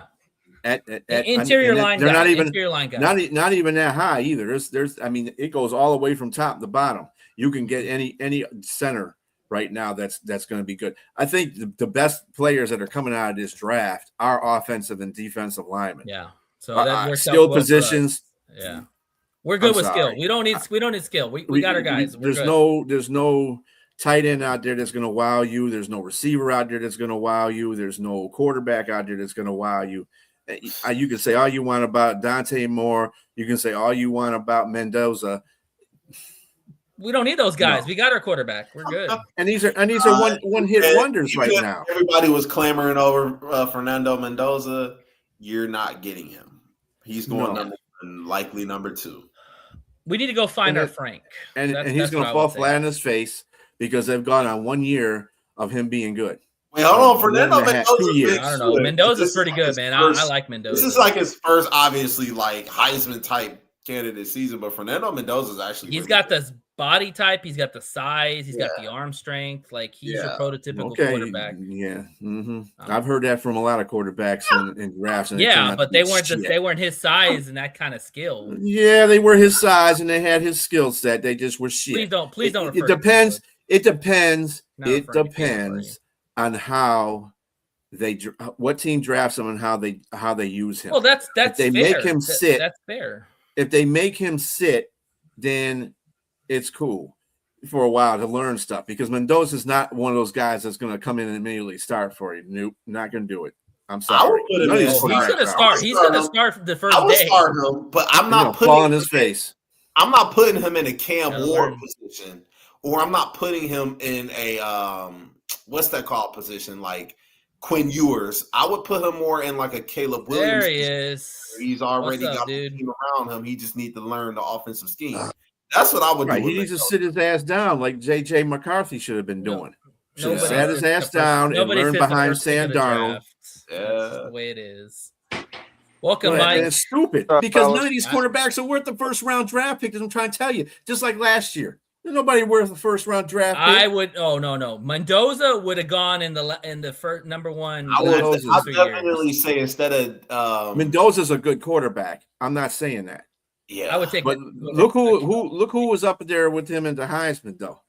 The guy from Vanderbilt. You think that guy from Vanderbilt's going to an NFL team? No. Fuck no, he ain't going to an NFL. He's going to be turning over fries at McDonald's for a little while before he gets going. The Eagles have already rumored to like him a lot. Again, they the can Eagles like him a lot too. That's a dumbass move. The Eagles do that shit. They're dumb as hell. You should have known he wasn't winning. What up, Mike? All right, Mike. What's up? Talk to us. What up? Hang on, man. Y'all talking too much shit. Let me get some snuff in my mouth before we start talking about all this. That's a damn country ass Ohio State shit. Is that dip right there? Yes. Oh shit. Well, Mike, you be happy. I'm actually going to think the Vikings are going to win this game. I don't. Only because we got too many fucking injuries, man. With Max Brosmer, what kind of dope you smoking in Detroit? Hey, dude, you still got JJ, you still got Addison, you still got Cockinson, you got a damn good defense with. They were barely getting the ball with JJ. Yeah, I mean, Jesus Christ. I mean, Max Brosmer against Seattle was like, Mark Sanchez. It was like the but our defense is nothing like Seattle's defense. Seattle's defense is damn good. Our defense is trash. This is going to be a shit show. I barely picked the Vikings all year. I had a hard time picking them on a bye week, for God's sake. I like. To be honest with you, I like. You see how I was a big fan of him in college. It's bad, but yeah, I mean, with all due respect, I just think the Vikings, they don't. What's their identity right now? You got Brosmer at quarterback. They just picked up another quarterback. Defense, man, that's their identity. Just getting stops on defense, putting pressure on us. They're running thin right now. They got really no identity on that either because they've lost a lot of defensive players. But Brian Flores is good at creating pressures from other people. He's gonna bring the house on Goff. Yeah, but we don't have Jonathan Kennard. We lost Ivan Pace. He didn't fold in that game. No, the Vikings game. The last time he didn't fold in that game either. He played like shit. That was the rest of his damn. He had a good game. That was one of the worst games Goff played. But I mean, either way, if the worst game, you could say worst game by maybe numbers, but it wasn't his fault they lost that game. Right, but what I'm saying is, if the line folds, Goff's gonna fold. That's what I'm trying to say. Yeah, he hasn't folded yet. That's what I'm trying to say. Well, if the Vikings win, it's gonna. I mean, we wouldn't have expected that both of our teams were going to be 8-8. This was not even predicted. I think y'all did because y'all lost Darnold. I didn't even think we were going to be 8-8. I said that we were going to be 4-12. Yeah, that's fair. Well, see, there you go. Yeah. You know, our defense, I mean, our defense gave us 4 wins. Yeah, y'all fucked around and won some extra games. I mean, it wasn't even fuck around. I mean, the goddamn moon, the stars, everything aligned. Miss Cleo even came in and helped us out a couple times. Oh, so Brian Flores just is a hell of a defense coordinator.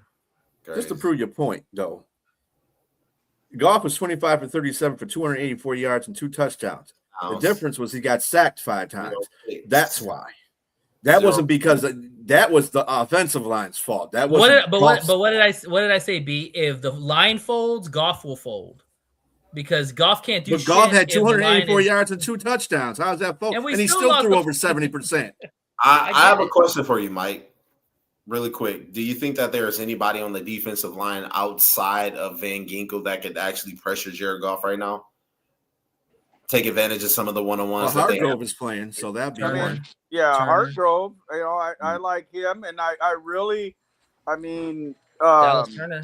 I was gonna say Dallas Turner's really picked up the second half of the season. I mean, he's actually showing why he went in the first round and what he did in Alabama. Kind of had a quiet start to his career, but he's really picking it up now. Yeah, I mean, he's been kind of forced into that role with Gennard's injuries and Pace's injuries and that line just being beat up and Gink being out a lot and this is why they drafted him. And I mean, it's just I'm quietly surprised with what he's been doing. Eric Wilson's been playing pretty well too.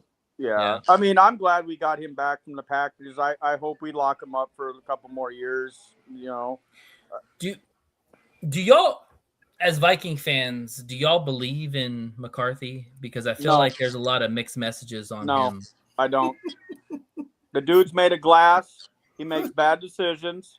He can't read a defense. He goes through his progressions too quick.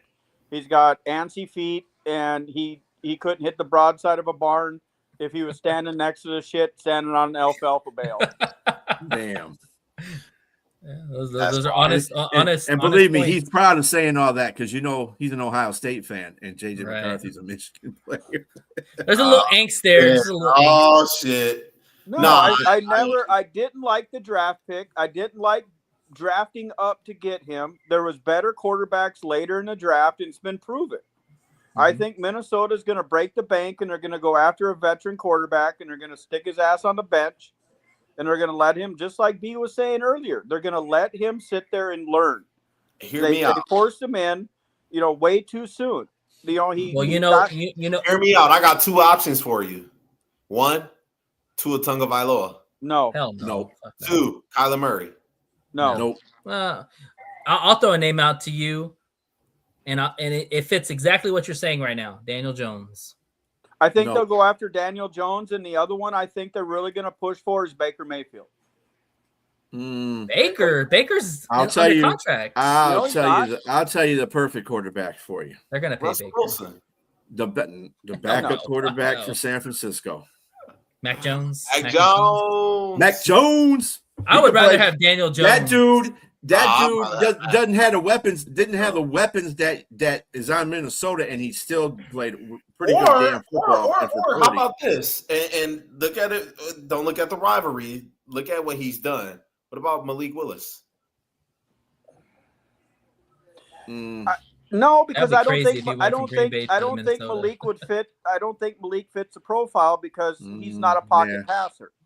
Yeah, he's more of an RPO. He's more of an RPO kind of guy, and Kevin O'Connell is more of a pocket present passer coach, and that's what he wants. Somebody who's going to stay in the pocket, get drilled, be able to go through progressions. And Malik Willis goes through 1 or 2 progressions and takes off running. I'll throw a name out. I'll throw a name out to you, Mike. That's going to make you smile. Or Tua. Joe Burrow. I've heard that too, but I don't think Cincinnati's going to let him go. I really don't. He could ask for a trade. I know, but I think whatever he wants to. He wants to go to Minnesota. He came out and said he would love to go to Minnesota. Mm-hmm. What are you giving up for him? If you got to give up 2 first rounds. Oh my God, you got to give up a whole bunch of shit. I'm telling you, Cincinnati's not parting with him like that. What I seen 4 first rounders. What I seen is JJ McCarthy and 2 first rounders.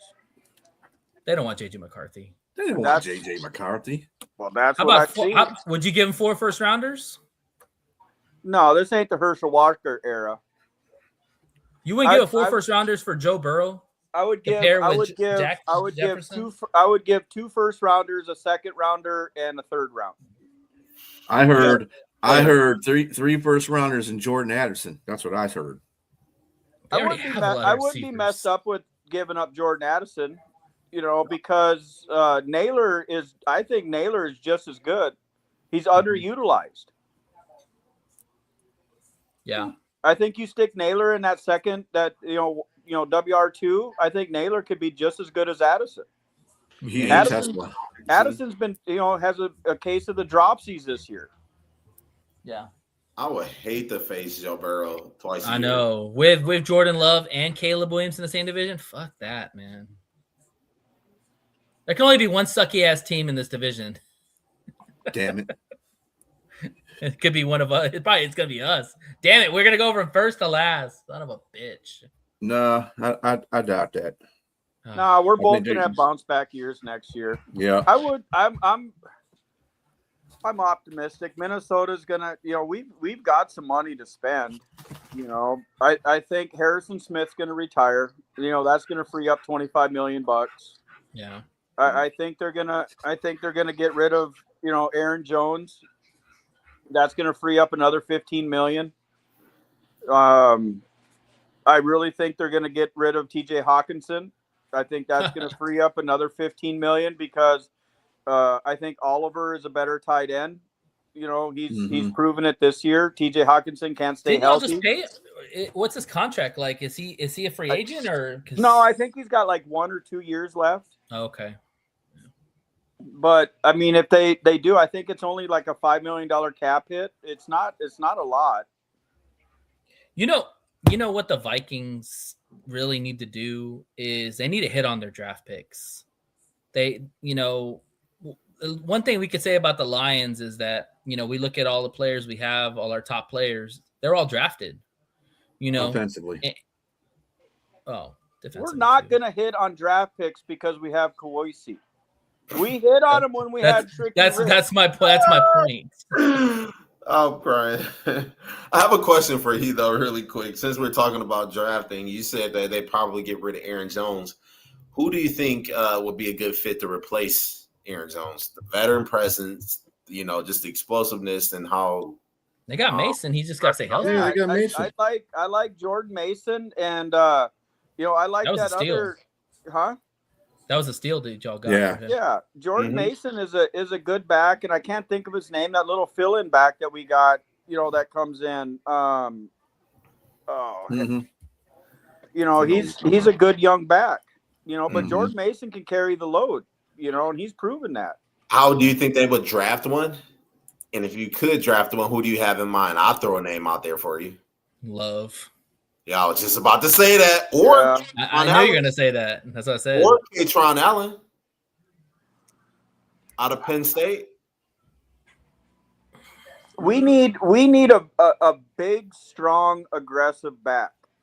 I don't want another 5'11" back. No, Love is prototypical running back. You would want him on your team. Yeah, I mean, I want a 6'2", 240 back. I want somebody big and aggressive. I don't know if he's at 240, but he's about 220. But he's solid. Solid. I want. Oh yeah, Love's the guy, man. Love's gonna be a stud right from the get go. Yeah, I can see it. Yeah, I got that. I got a feeling he will be too.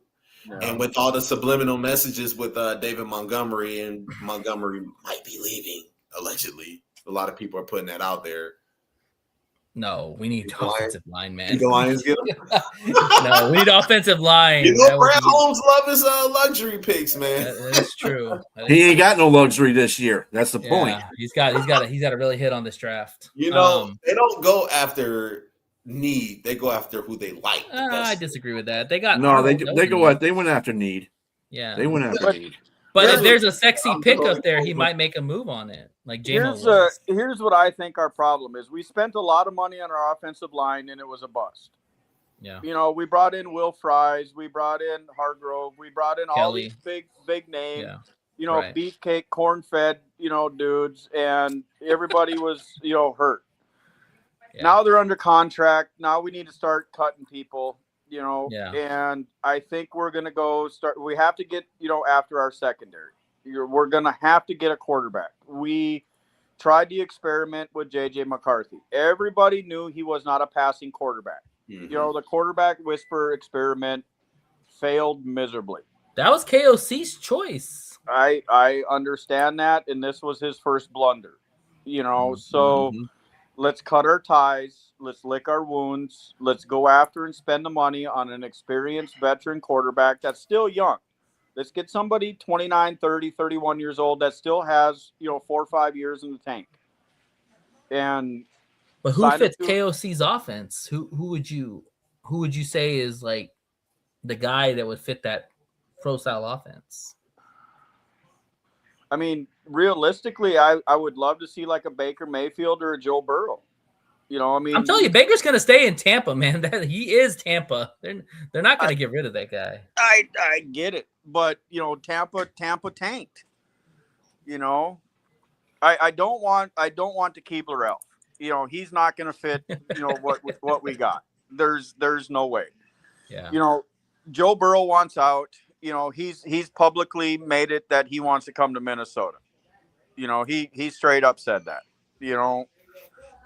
If we can get him for the right price and not have to give up the farm, I think it makes a lot of sense. You're giving up the farm. You're giving up the farm for him. Yeah. You're giving up the farm for him. You're giving up your whole livestock too with it, bro. I'm like shitting in one hand and wishing in the other. Yeah. I think Mac. I think realistic Mac Jones is the most realistic grab for you guys because he's not going to be a backup next year. Yeah, he's not going to be a backup. He plays so much better. I thought he played better than Purdy all year to a point. Yeah. Purdy's starting to pick his game up, but he played. I think he outplayed Purdy pretty much the first half of the season. Yeah, so I would. Yeah, it's just he's got the offensive weapons. You would have to shore up your offensive line, but the money that you save from getting Burrow. There were rumblings that he was outplaying Purdy, or that they're going to let Purdy go. Yeah, I wouldn't be messed up with Mac Jones. I really wouldn't. I mean, it wouldn't be a bad fit. In all honesty, but I don't even know anymore, man. My hands are up in the air with this. We're with you, bro. Like I'm over this season already, man. After that last game, it's just like shit, man. What else can fucking happen?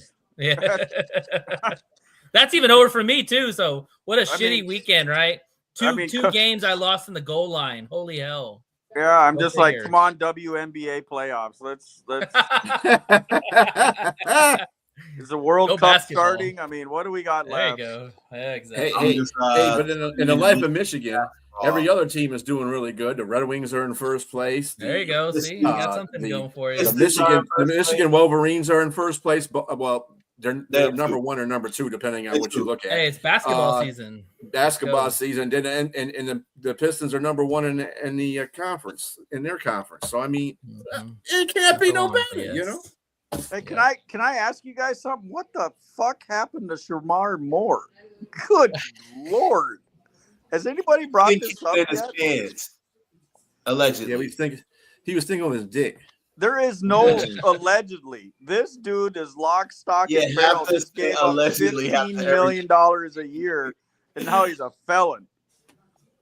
Yeah. That's not what that girl said. He didn't allegedly playing with that girl. Dude kicked in a door with a buck knife.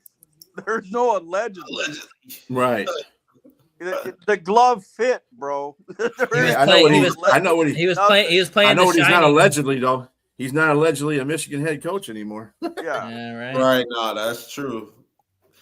Biff Poggi is now the acting head coach. That dude ain't even making it to spring ball. He's out. Yeah, I'm saying. I agree. And what's worse about it is the situation.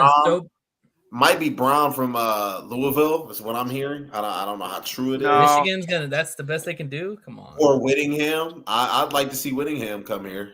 Hey, the name? Do you know the name I heard thrown out there? All BS aside, was PJ Fleck. Oh no. He's a young guy who's got a lot of fire.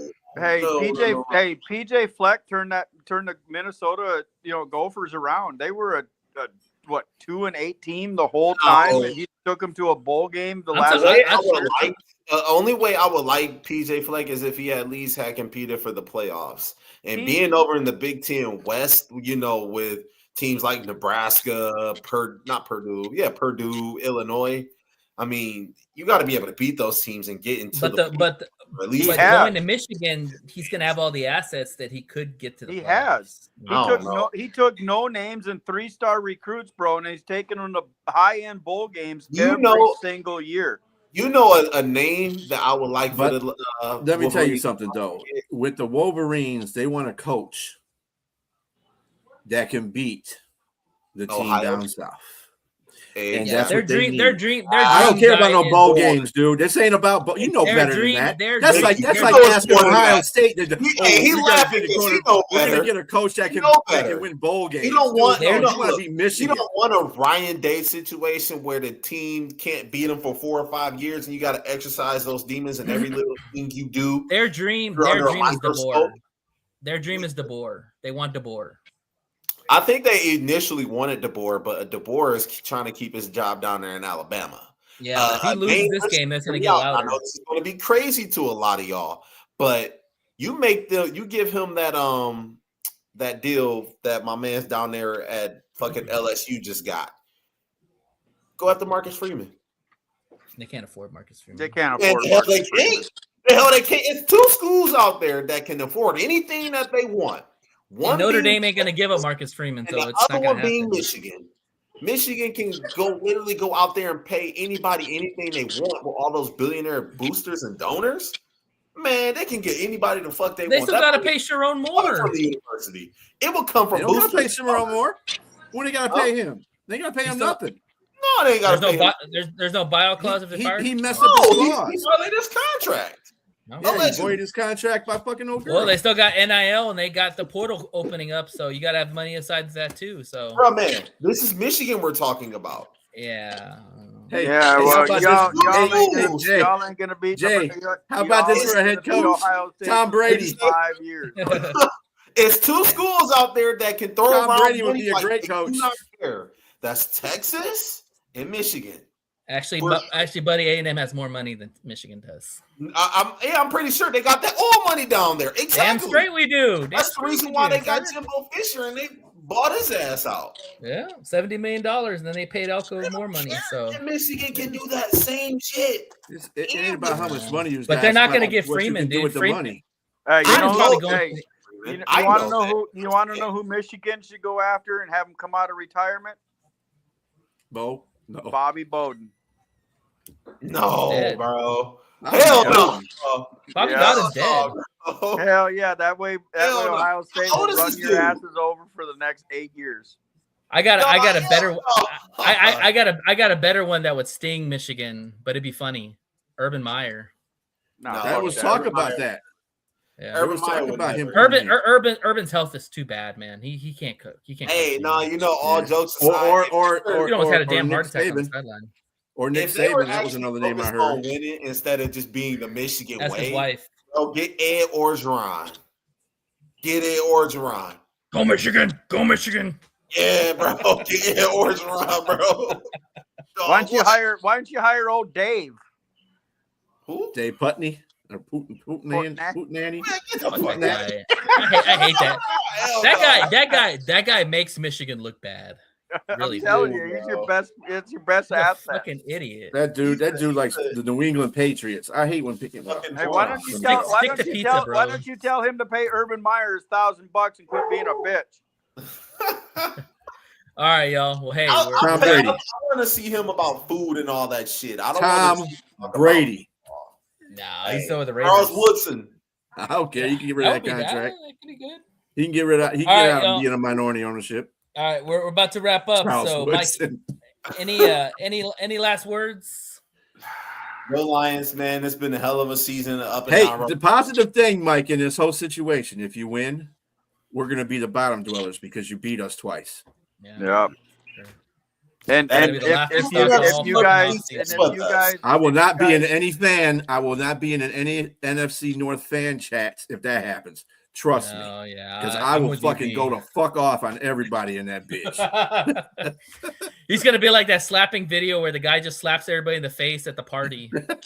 Like fuck you, fuck you. yeah, I'm seriously, guys, I'm done with this year. I mean, it's I'm with been. you, bro. I became a worse alcoholic this year than I have. Shit. God, it's been horrible. You still it's got been Ohio so State. hard. You still got Ohio State. WNBA basketball. Let's Yeah. go. No, I got the Buckeyes. You know, I'm still making money on them. You know. I see Man, you went I to the was Texans game the other day too. Oh yeah, I was at that game. That was probably one of the hardest games. Well, that was the boringest game I ever watched. I was just like, Jetney, that dude is a beast. I'm not even gonna lie, man. That was Genty? that was a Yeah. that was Yeah. a highlight. That dude. He was good in that game. Fellas, Yeah. I gotta get going. All right. It's been All right, been real with you guys. Go Lions. Hey, good luck to Yeah. your team, Mike. Let's go ahead and wrap up the show. Hey Mike, appreciate you, man. Good luck to y'all. Yeah. You know, hopefully the Lions won't ruin my Christmas. They ruin my Thanksgiving, but shit probably gonna happen. They're gonna ruin my Christmas too. Lost audio. Oh, Uh-oh. did you get that? Oh, okay. You lost the audio? You there? Can you hear me? Hello? Hello. Well, if you guys can hear me, thanks for having me on for 2 times this year. Appreciate you. I can't hear you, but it's always a good time. All right, buddy. Take care. Good luck. Nate, thank you as always. B, love you, bro. Let me Love know you if you too, want man. them jerseys. All right. All right. Can you hear me, B? So on that note, yeah, I can hear you. Okay. No, that's okay. probably him. Yeah. We'll see. I don't know what to expect anymore. I would say my soul was lost that last game. You know, I just My soul was It was- lost that Philadelphia game, really, to tell you the truth. damn. That was a long time ago. Shit. That was a horrid loss. You know what? I would even put that over the fact that the Vikings was game. a whole worse. Well, that was Vikings were worse. yeah. I mean, Yeah, I no think business losing Philadelphia that was shit worse either. because they had a chance. They legitimately had a chance to win that game, and they just True. fucked that all up for them. Yeah, So that's true. whatever the case may be. All right. And they just well, came off a bye week being bad against Minnesota. I just Yeah. don't think that's going to happen this time. But Yeah. you know, it's the NFL. Well, Anything we- can happen. We will see what happens on Thursday. I want to wish everybody a Merry Christmas, and we will be back next Tuesday, hopefully talking about a win. Spend time with your family. Have a good Christmas, B. Happy Christmas to everybody out there. Thank you for all the listeners. Thank you, Liz. Thank you, Jay. Y'all have a blessed Christmas. And we will see you on the other side. And as always, you hate us because you ain't us. And we're out. Peace. Peace. Merry Christmas.